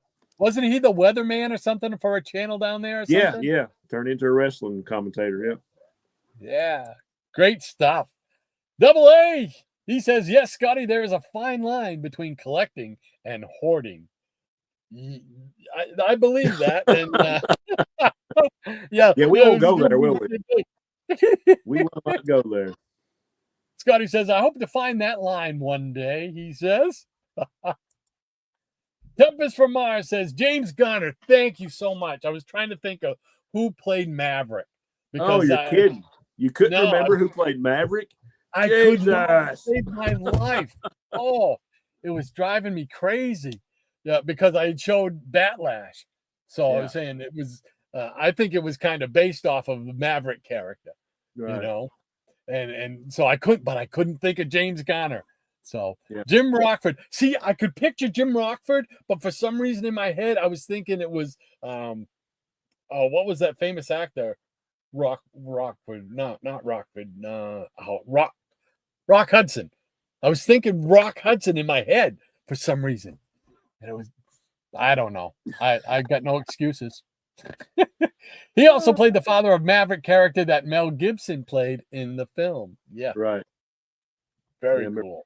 Thank you so much, Tempest, because that would have driven me crazy. Easy Comic Readers, he says, I'm going to put out a stack of 45s and do a Windy Willie Watusi.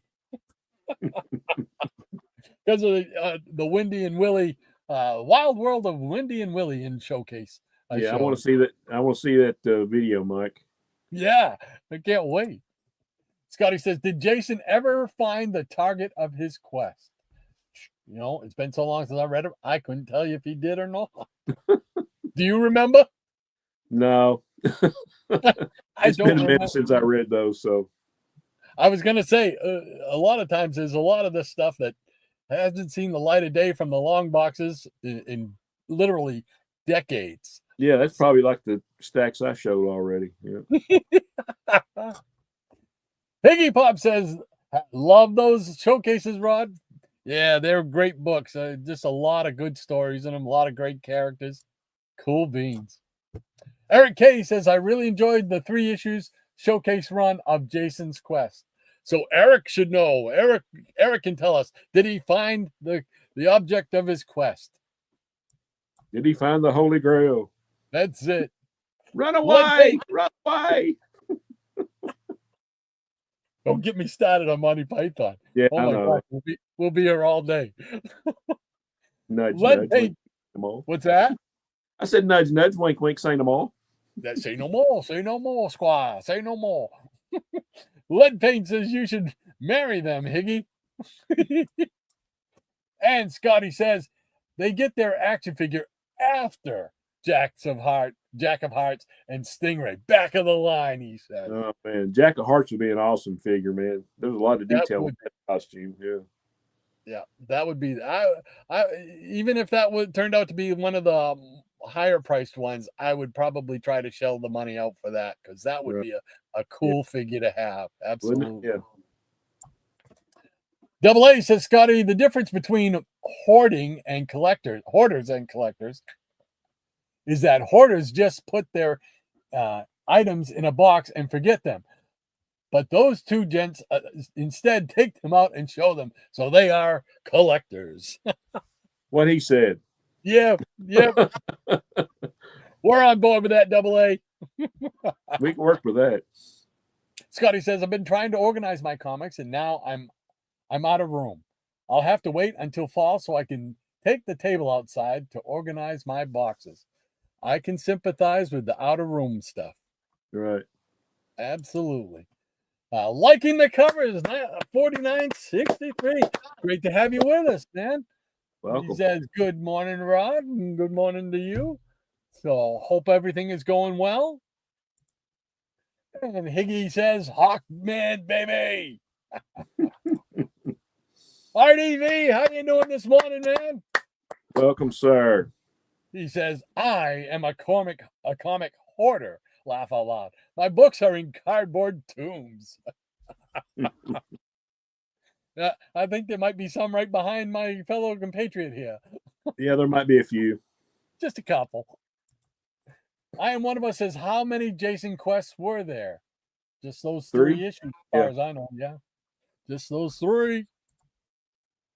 Yeah. And 3, says Scotty. 1, 2, 3. 3 mixed to a Tootsie Roll Pop. Double A says, I liked it when Hawkman used to team up with Adam and Adam Strange too, right? Yep. Yes, sir. Yes, sir, Rebub. And what was that? Strange Adventures? Yeah. Yeah, where they did the Thanagar and Adam Strange crossover. Yeah. Yeah. Miranda says, good morning, liking the covers, and RDV. Miranda says, I'd have the covers printed on fabric to make curtains to use as a backdrop. Oh, that would be cool too, Miranda. There you go. Bonus, they hide the stacks of short boxes behind them. She's giving me an idea. That would be cool, though. Imagine having I think she's got it. Biggie Pop says, yes, Jason Quest found his missing sister. There we go. Now we know. Now we know. Aaron K says, Jason did find his sister, but she did not realize he was her brother. They were supposed to meet up later, but she no-showed, thinking he was odd and weird. Well, that sucks. Yeah, really. That's a downer. Ryan just says Jack of Hearts and Stingray sadly would be very expensive to produce. Jack because of the body mold and paint alone, yeah, and Stingray because of the body mold. I would think Stingray would be. What's that? Let's create a demand for that. Yeah, there we go. Why not? And we've got a demand for more comics right there. How about that? Cool. I got one more stack. I just pulled a bunch off the display shelf. So cool beans. All right. It's all you, brother. Okay. How about some Todd McFarlane Spider-Man? Oh, I think years ago they had several versions of this, and I think I bought like several of them in a lot. So it wasn't much. But here we got the green cover. And we got the silver, black, and white cover. Yeah. I really enjoyed McFarlane's Spider-Man. And here we got some Forever People, number 1. Oh, nice. Yeah, this was one of those house ad books I coded for a long time before I finally got it. Yeah. I always, you look at the covers, oh, where's Supertown at, That's on the forever what list. Right. And I know you probably have some of these or you remember them. Heroes World Catalog with these Joe Kubert covers. Oh, wow. Yeah. Yeah, it's been a while. Holy cow. And this was an oddball. I used to get comics, this comic shop, probably back in the 80s or 90s. And this guy's like, okay, just show me some stuff you're looking for. And I was like, well, I was trying to find issues of the Monkees, the Dell thing. And he said, well, I found this. You want or not. And this is actually from DC, but they've got independent on the outside. And this is Teen Beat number 1 with a Monkees cover.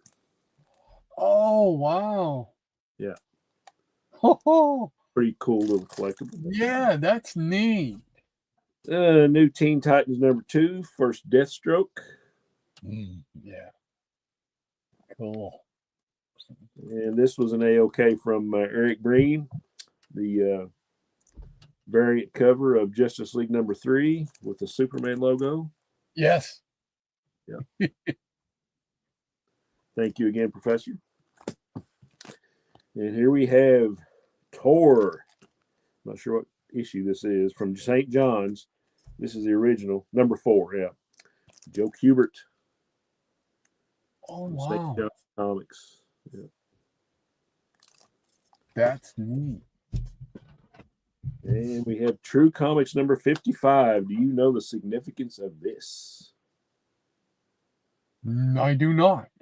This is the first appearance of Sad Sack in comic books. Oh, wow. Really? Yeah, this is another one of those Captain Strangelove inspired, because I loved Sad Sack when I was a kid before I got into superheroes and horror and all that. And he sent me a print years ago of like the first, it's just like a little one, it's like a little one panel cartoons like Family Circus or something, but it was like his first appearance in comics. And after that, I had to find the book. Still even has where somebody had subscribed to this, I guess, and still had the address on the book. The label, yeah. Yeah, this is 1946, so it's got the panel on the inside. So that's pretty cool. Yeah. And from Prize Comics, All for Love. Oh.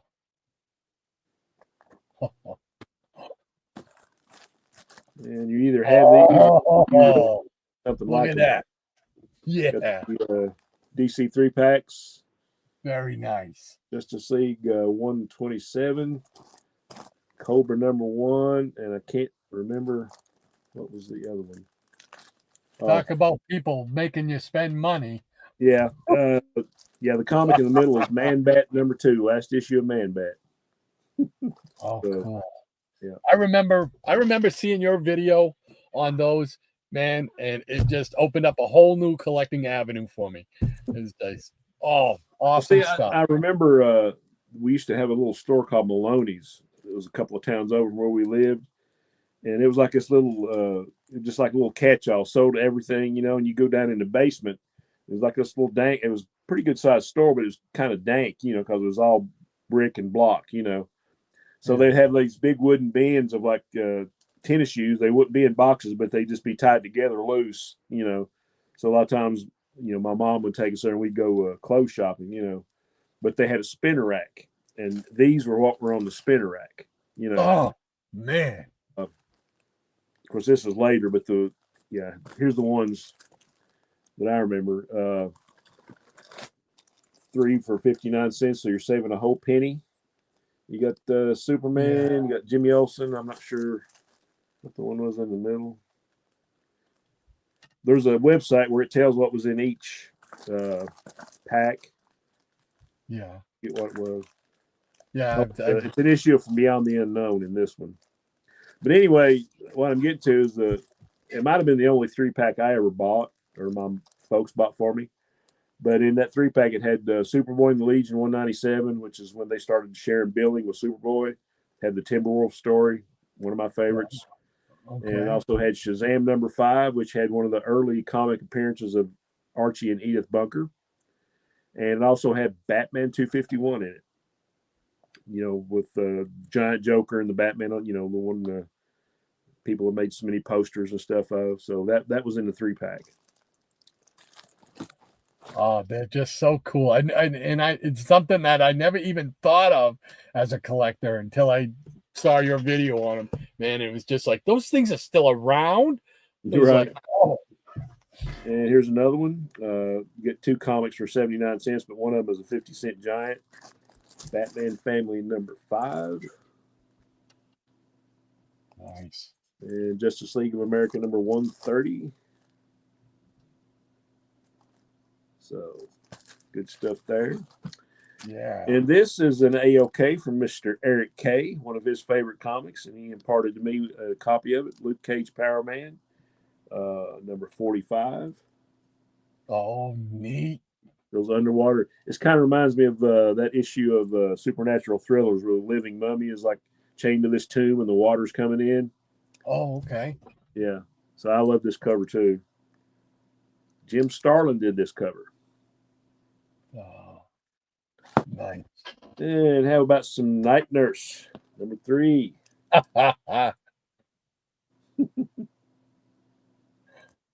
That's awesome. And here's another Captain Strangelove in inspired purchase. The Barker. Oh, wow. I'm not even sure who published this. I'm sure somebody will tell us. But yeah, this was I've actually got a couple of issues of this. I'm not sure what the other one is. And I know you're a fan of these. Comic Reader #200. Oh, yes. Oh, yeah. I got that one right on the rack here behind me. Yeah, this is a good one. Got some Charlton characters. Got some Archie Comics characters. Captain Triumph on here. A lot of old classic heroes you don't see a whole lot. No, certainly not together anywhere. And here's a more recent issue of the Justice Society of America title. One of the Tony Harris variants. Yeah.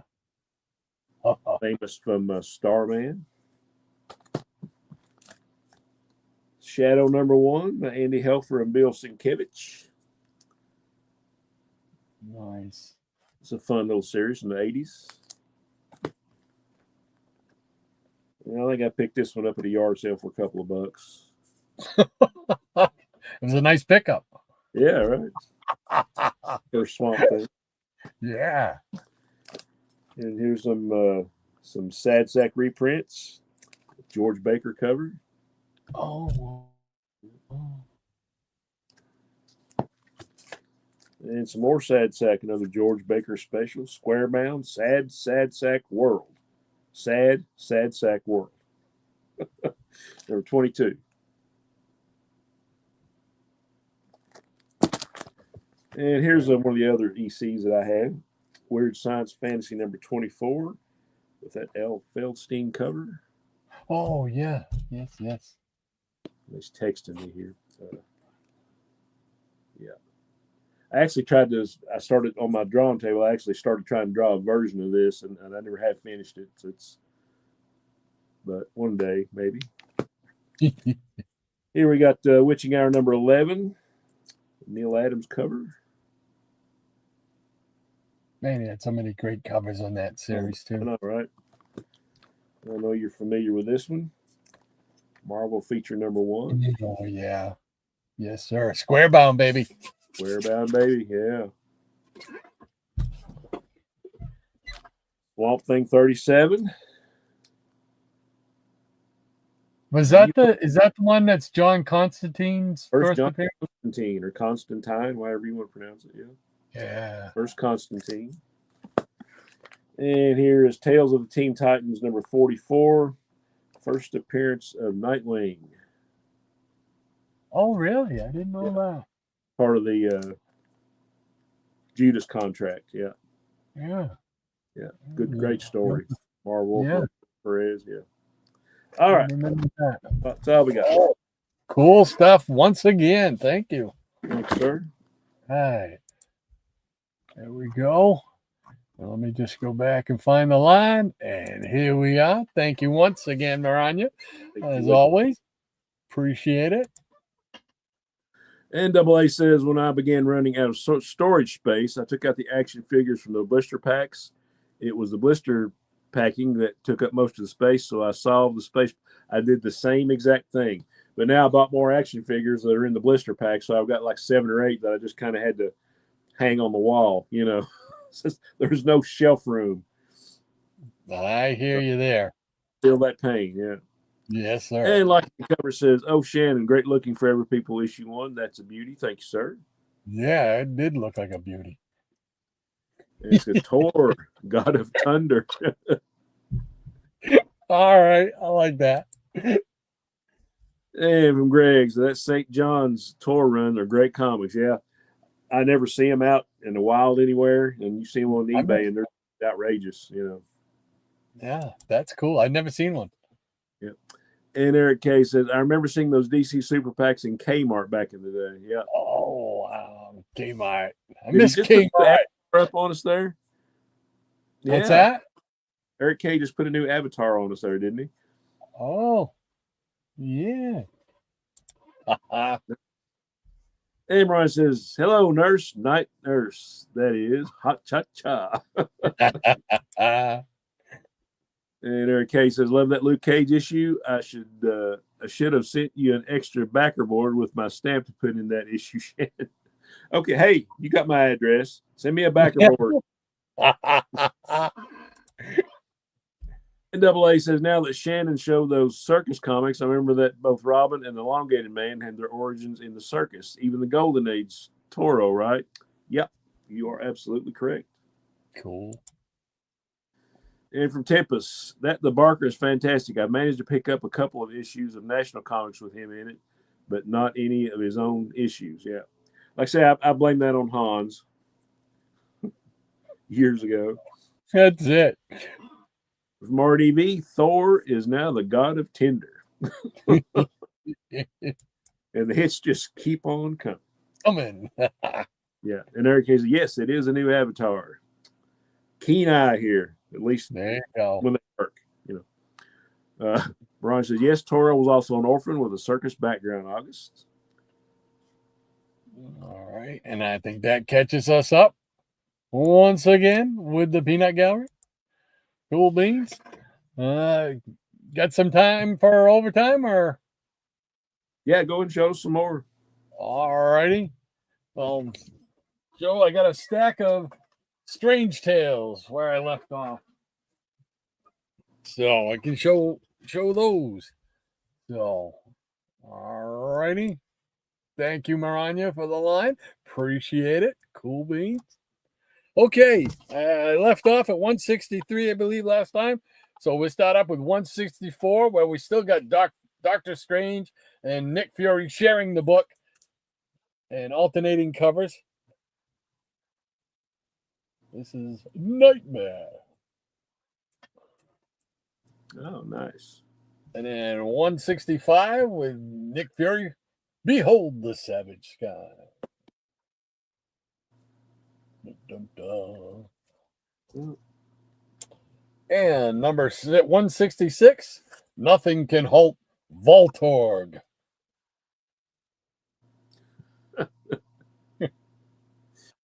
You got to wonder Stan Lee just kind of sat there with a legal pad and a pencil and just started like writing down all these names, Yeah, I can see him doing that. Oh, here's a classic cover, 167.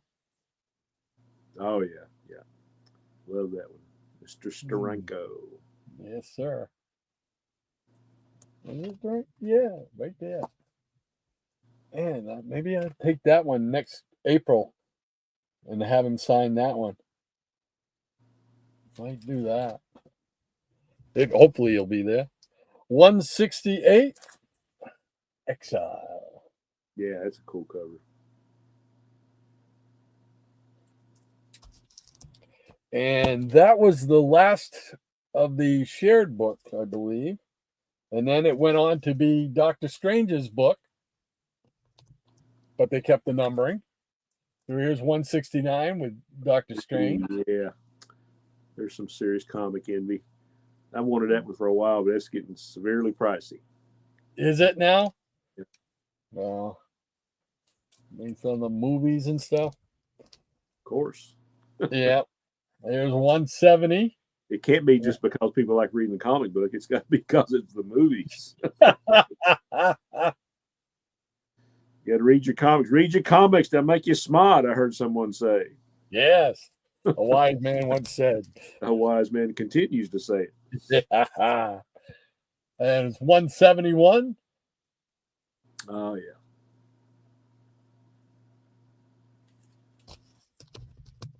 And 172 with Dormammu. 172 with Dormammu. And he's going to show you what he can do. That's it. There he is once again. Yeah. Big floating head. Floating flaming head. And a floating man horizontally. There's 174. The Power and the Pendulum. Floating in the fire. That's it. It's 175. The Sons of Satanish. Does that mean they're a little like Satan, or I don't know. they're kind of Satanish? Yeah. It's a mystery, isn't it?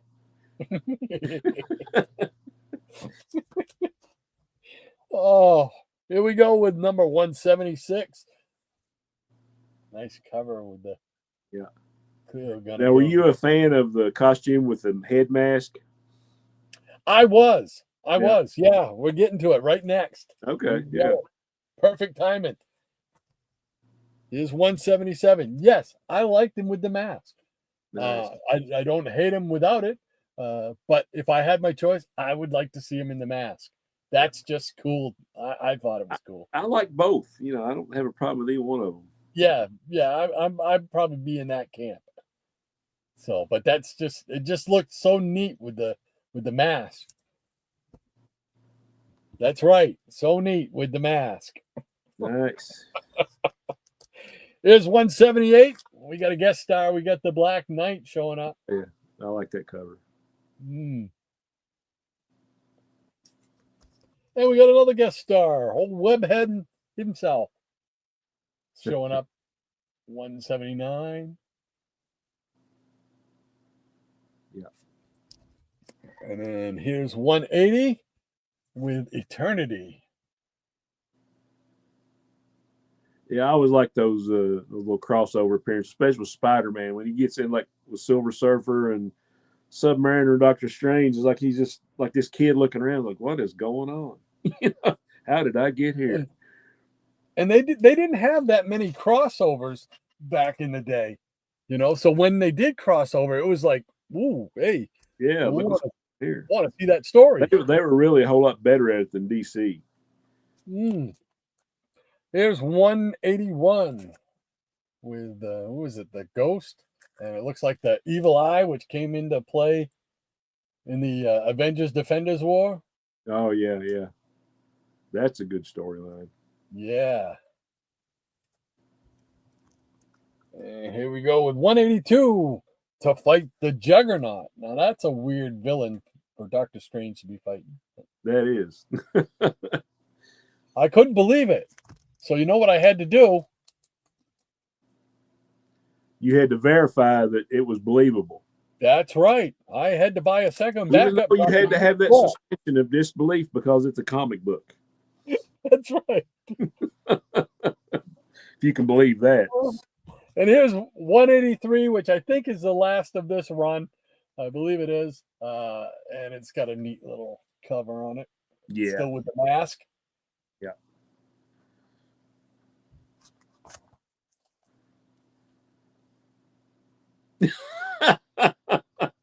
Now you're just showing off, man. Oh no, I'm showing off how much of a sickness I have. There we go. Good stuff, man. Really good stuff. Thanks, man.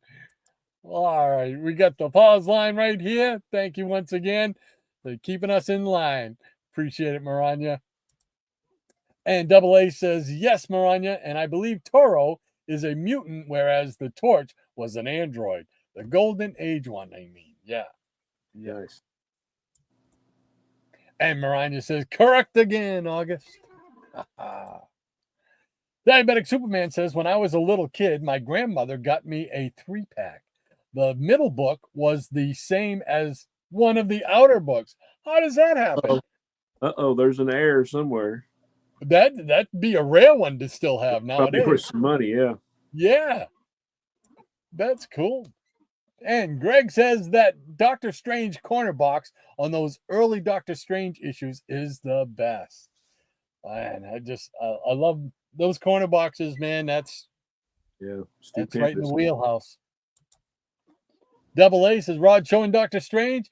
I used to think that Stephen's finger gesture signified the devil's horns because Anton LaVey, the real life Satanist, used to make that sign. Remember LaVey? I remember reading about him. Yeah, I remember. Yeah, he was a bizarre individual. To say the least. Yes. Eric K says Doctor Strange 177 was on my Heroes Con want list this past June. I saw a few copies, but they were a bit pricey. Is Doctor Strange really that? I mean, I could see, like what is it? Strange Tales 110, like its first appearance and stuff like that. I could see that being something. And I know that what is it? He's in Marvel Premiere or something. That first run where he went to Frank Bruder. Yeah, those are a little bit more affordable. Yeah. So I just wonder why certain ones are, I don't know. Trusty Sidekick. Hey, Trusty, how you doing, man? Welcome, Trusty. He says self-breeding. Yes. We are self-breeding here today. Yeah. Maranya says Trusty. And Trusty says Maranya. And RVD says Trusty. But no response. Oh. Eric K says, on the last day of HeroesCon, I saw a nice copy of 177, 50% off. I picked up Richard Dragon Kung Fu Fighter #5 instead. First Lady Shiva appearance. Nice. Those hard decisions to make. Yeah. Yeah, that would have been me, if I didn't have that one already. I was be like, okay, got to complete my DC stuff because I was a DC guy first and Marvel second, I know that's blasphemy to some people, but I love both companies. To me, I kind of came in on both, so I don't really have one over the other as far as collecting goes. I love them all. Nothing wrong with that. Eric K says, plus I am only one issue away from completing the Richard Dragon Kung Fu Fighter run. Took me a second to figure it out. Yeah, that's a good little run. Hey, Joe! Hey, Joe. Joe, the crazy Hungarian is with us. Great to have you with us, man. Absolutely. Yeah, I was playing music last night, and I was on one of my breaks, and I tuned into the stream they had just for a few minutes and said hello, and they had an all-star lineup. Cold beans. He says, morning, Rod and Shannon and all the peanuts in the peanut gallery. And good morning to you, sir. Great to have you with us once again. Hope your Saturday's going well. Yes, sir. And Maranya says, good morning to you, Hungarian. DS says it was Detective Comics 405, I think. I'm trying to remember what the question was. Yeah, I must have missed it. You'll have to refresh our memory on the question because we're old. RDV says, are 80s newsstand comics worth more than the direct market? Yeah, I think some of them are just because a lot of people don't like the direct market. And got to deal with the UPC code and the little box in the corner. And, I think it's just a personal thing. But I don't get the whole newsstand versus direct market. Why, like, newsstand is more sought after? Was there a difference in print run or something? No, I mean, it's like the little corner boxes you saw in the bottom left-hand corner, like some, you'd have a picture on some, and then the other, you'd have the UPC code. Yeah. That's the difference. But what makes one, the pictures are worth more than the numbers? Why are you asking me? Do I look like I know anything? God.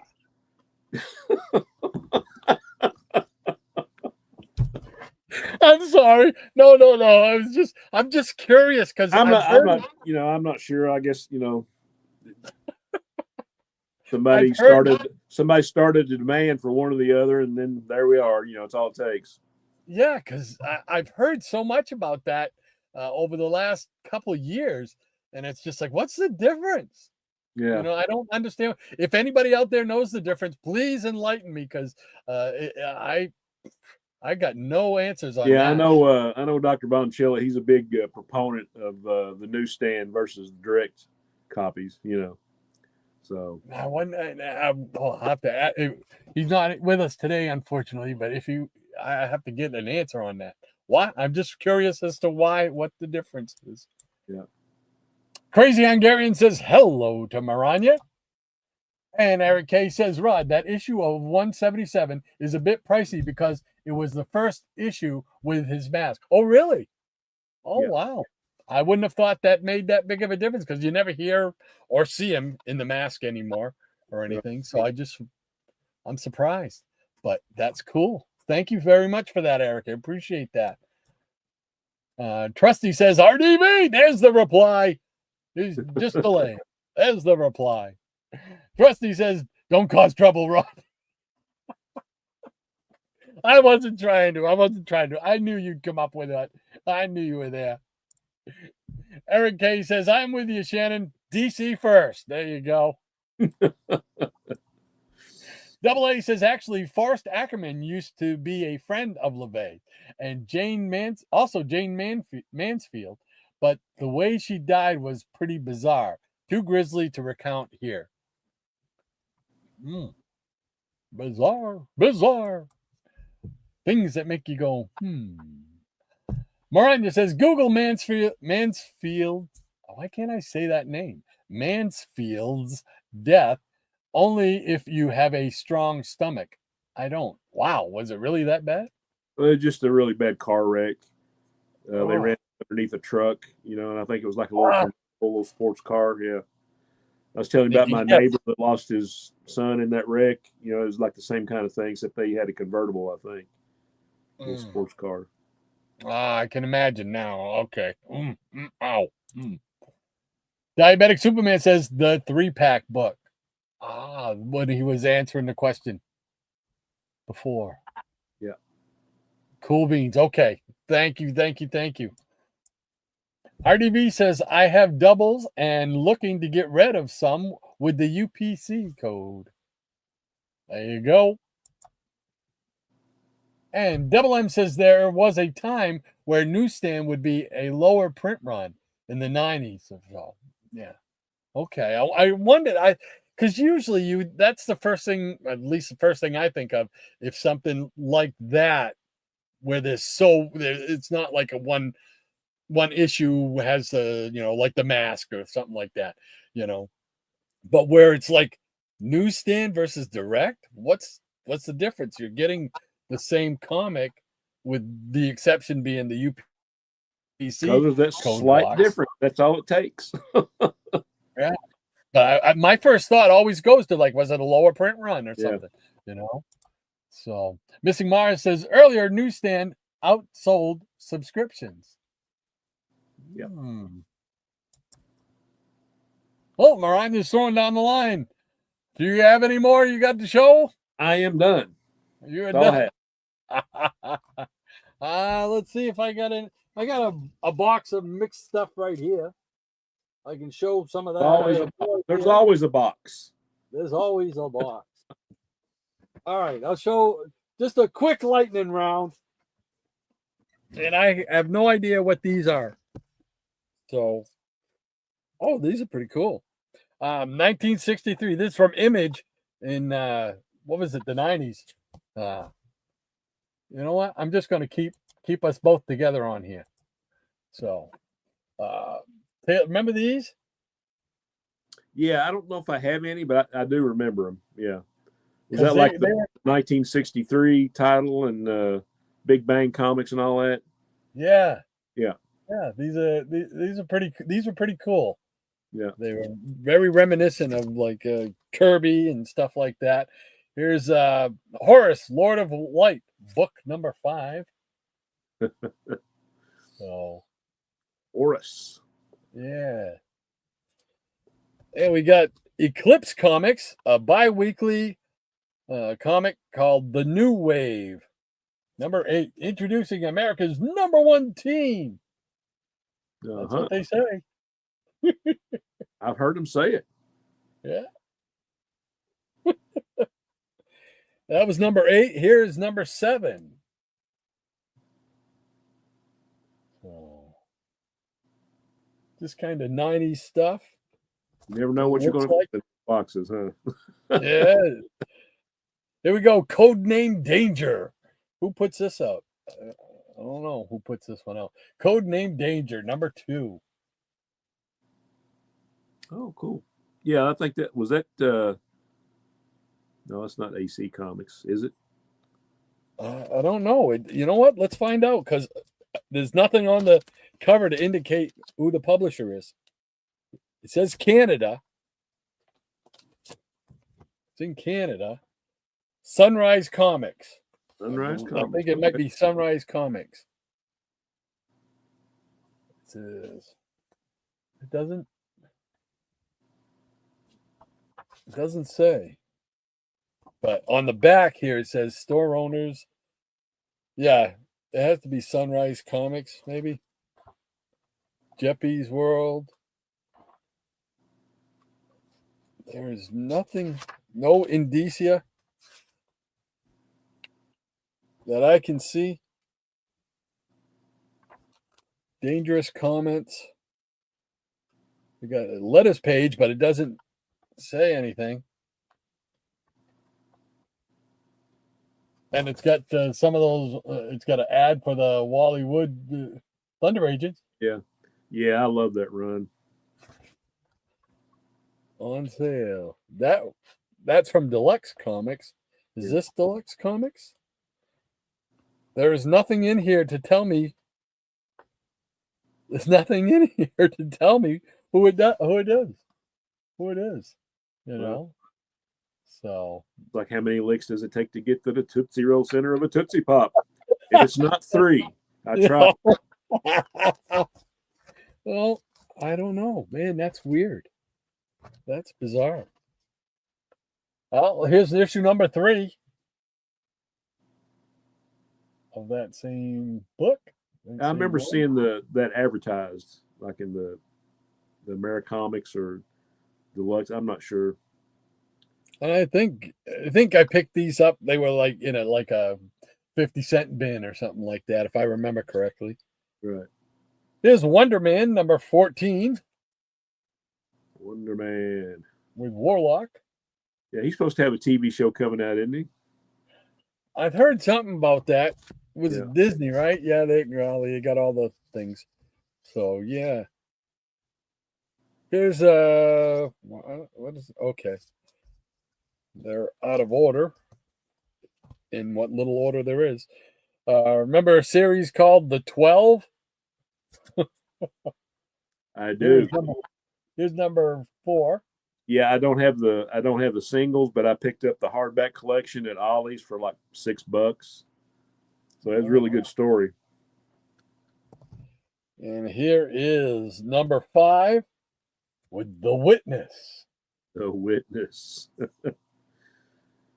I think weren't these characters that were around in like the 40s? If I'm not Could be. mistaken. Yeah, I can't remember. It's been a while since I read that story, but I know I enjoyed it.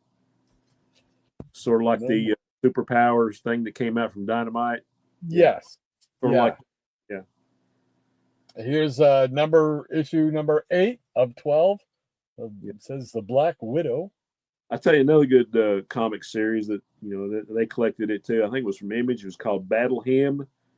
And it was about like characters getting together like at World War II. And they were like hardcore, over the top versions of like the first Marvel characters, Oh, wow. the Mariner and all that. There's just like a different take on them. And they were all sleazy and, so it was a good story, Yeah. Here, speaking of the superpowers there from Dynamite, here we go with Meet the Bad Guys, Fighting Yank, the Revolutionary. Oh, yeah. Had all those great Alex Ross covers. I don't think I have that one, actually. Man, those This were all guy, over the place. I need to find like kind of looks like Lobo, Yeah. you Yep. know? I need to find that somebody got a list of like all those superpowers issues because they're all over the place, Yes, they are. numbering and everything. Here we go with number 7, but it says end of chapter 1. Okay. Whatever you say. But they had some great covers, man. Oh, Ross yeah. did some The art great itself covers. was pretty good too. So, and here's number 6, Super Team Powers versus the Super Mystery Men. Okay. It sounds super. It's a mystery. We don't know. But it just sounds super. Here's chapter 2 prelude Project Superpowers. Oh no, a prelude. Oh, then we got, I don't want to put that on there. Thank you. All righty. Phantom Force, number 1 from Image. Oh yeah, I got that one. Yes, when Kirby was still doing some comics. And just a couple more here. We got Captain Thunder and Blue Bolt, number 10. Oh, nice. They've been rooked. And then to wrap it up, here is Image Supreme. It's got like a foil type cover to it. Number 1 of Supreme. Yep. Yeah, I've got that. I actually won that like in a raffle a comic store had back when all the Image stuff came out. So, There we go. That was a little bit of variety from a box. I have no idea what's in it. Except for this. Yep, for this. Hold on. Well, I know you have this. Oh yeah, yeah, I love that story. Yeah, that's They it. need to make that into a movie. Yes. Very cool stuff. Yeah, the only thing that I didn't like about that story was they didn't have a direct confrontation between Superman and Ultraman. I wonder why. I don't know. They just never really got to slug it out. Mm. But And now the story there's was great. I mean, you got Grant Morrison and Frank Quitely, so now no the really. Ultraman. There's an Ultraman in the new Superman movie, but it's not that one. Correct? I'm not going to tell you. Oh, You haven't seen the movie yet. I'm not a spoiler type guy. I know. But I'm gonna go see it. Oh man. No, All that's right. what I was kind of hoping it would be that, but no, it's All right. So why don't we'll alternate on these? How's that? okay. All right. We got Eric K saying Sammy Davis Jr. was also linked to Anton LaVey. You never know what you're going to get on here. Yeah. And Double A says, I think a borderline hoarder is someone who buys an issue without knowing he already has a copy of it. I won't mention specific persons. I will. Yeah. Yeah. Who's got two thumbs and fits that description? This guy. That's just that's just what you call I don't know if you would call that borderline hoarding or if you just call that failing memory and bad organizational skills, maybe. I don't know. I gotta be honest. I gotta go with the failing memory thing for my. Yeah, I got to go with both of them. Oh, I am one of us says, show big screen, please. Oh, I'm sorry. I'm sorry. I am one of us. I just decided to keep it there where we were just doing at the end. I apologize if you weren't able to see the books, everything. I apologize. Eric Casey, he's laughing out loud at Double A. And I am one of us. I like your new avatar, Eric K. He says. And Eric says, thank you very much. I am one of us. Oh. No, go ahead. you said we're Don't going mind me. I just off, man. I'm like, hey, have a go. I don't know. Oh man, I miss these Saturdays. I'll tell you. Yeah, I'm sure. And I'm one of us. He says, you're welcome, Eric. Oh man, you go ahead and read a few. All right. And from Tempest, the Almore run of Supreme is recommended for any Silver Age Superman fan. Yeah, that is a good run. I need to complete mine. And from Eric K, also duplicate copy sickness affects Rod, Shannon, me, and many of us. Yes, we've had that discussion quite a bit. Yes. There's all sorts of ailments comes along with this. And there is no cure. There is no cure. And from RDV, actually, the reason Rod has doubles is because he's smart. He may not remember he is, but he is. A double is the reader copy. You are exactly right, my friend.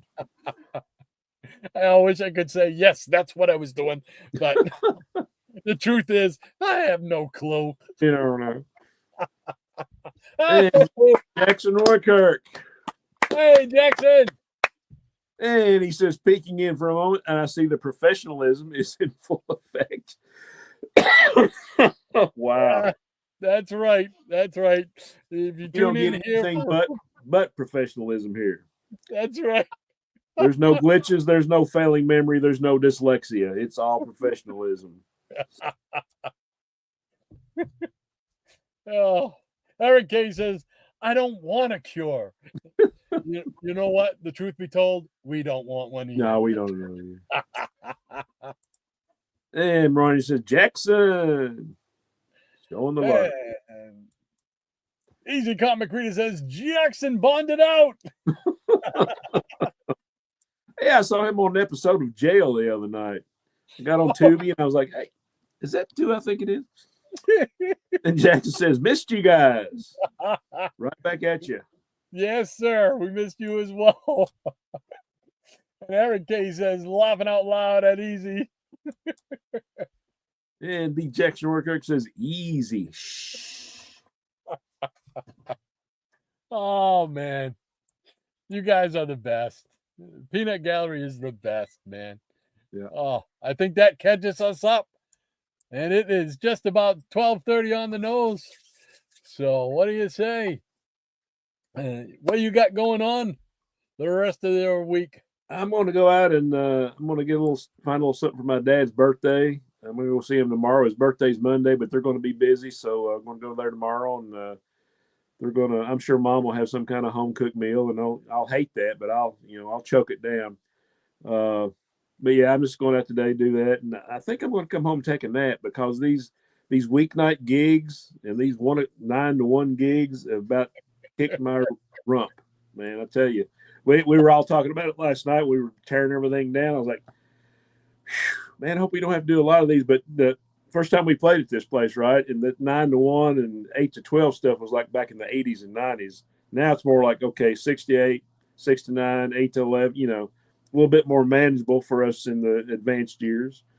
But last night, man, the drummer, he sings quite a few, and his voice was gone because we hadn't done 4 sets in a while, and I went through my repertoire and I was done, and poor little Vera, she does most of the lead singing, she does the bulk of it. So she's like, you guys need to work up more songs. Give me a break. I said, okay, if you want to subject everybody to that, we'll do that. But yeah, I'm going to go out and do that stuff and maybe get a bite to eat. And then I'm coming home and I'm not going to do anything today. I don't blame you. From ECR, we got happy birthday, Papa Link. Thank you, sir. I will relay your kind message. Yes, please do.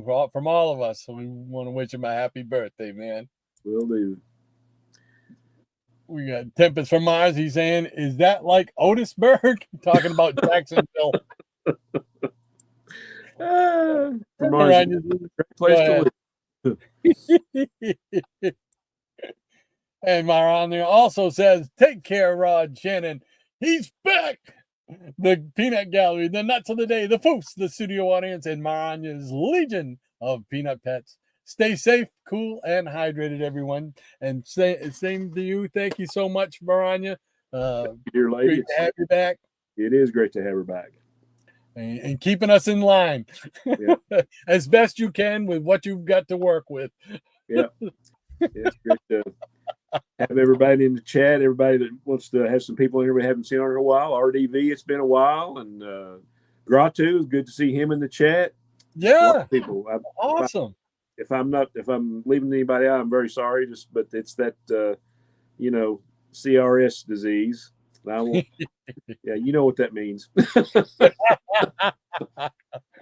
and RDV brings up a good point. Yeah, we were talking about Michael Taylor. We were talking about this before the show because it was mentioned. Where was it? Was on the Puppet Show or Micah's show? It was on Micah's show. Eric was, Eric Breen. He was. They were all talking about it, and everybody was kind of concerned because they hadn't seen him in the chat on any of the shows or in the comments. So it was just kind of wondering if he was okay. Yeah, if anybody knows, don't have any contact information for Michael, and don't know if he's on Facebook or. You said you offended someone. I believe he's on Facebook. Yeah. Okay. I'll have to. I didn't get a chance last night to get on to look, but I'm gonna look and see if there's anything on there today.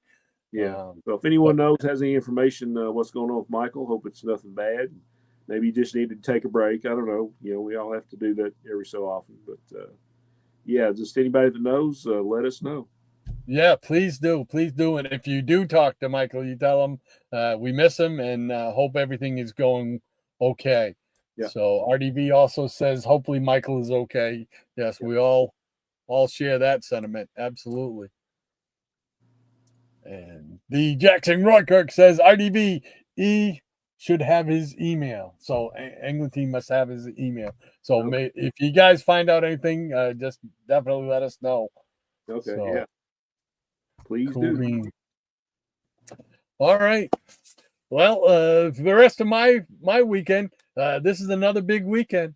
It's SummerSlam weekend. Oh, watch out. Yeah. So we got Saturday night SummerSlam and then the second part tomorrow night. So me and the kids will be watching some wrestling today and tomorrow. There we go. So, and then the week, the week will just be probably a bunch of stuff like grocery shopping and doctor's appointments. Fun. Daddy takes the T-bird away. Yeah. Oh, all right. I think that's going to do it for us this week. It's so great to have you back, buddy. I'm glad to be here. All bleary-eyed and running on vapors, but we've talked about this before. Like we were not feeling good, or we haven't had enough rest, or under the weather. We always kind of get recharged and kind of amped up. We'll get here, start talking to everyone, and talking about comics and pop culture stuff. So it's always a cure-all in a way, Yes, it is. It is. The Peanut Gallery has a way of picking us up. So Yes, they do. absolutely, they are the show without They a are doubt. the show. Well, all right, everybody, we're going to scoot on out of here. Thank you all very much for being part of it this morning. As always, we appreciate you. You guys are the show. So thank you so much. What he said. And we'll be back next week. Will you be able to make the show next week? Hold on. Let me Okay. check my handy dandy. All right. What do we call it? Yeah, my music calendar. Let's see. Yes, I will be able to. Yeah, I've got a gig Saturday, but it's Saturday night, just 20 minutes up the road. So yes, I will be here. Oh, cool beans. Cool beans. All right. We will be back next week. We'll do it all again. Same bat time, same bat channel. Time for some birthday cake, she says. Yeah. There we go. I'm one of us that says thank you, Rod and Shannon. Thank you for being here. Appreciate it. And Tempest from Mars saying, have a good one, everyone. Cool beans. All right. We are out of here. I'm going to try and play one last clip. We'll see if it goes. I don't have an outro yet, but we got just this one little clip. So, all right, everybody, take care. And I'm not playing it because I don't want to play. Let's just disappear. That's it. Oh, once again, our triumphant twosome have made the world there a we safer go. place in which to live. And goodbye, everybody.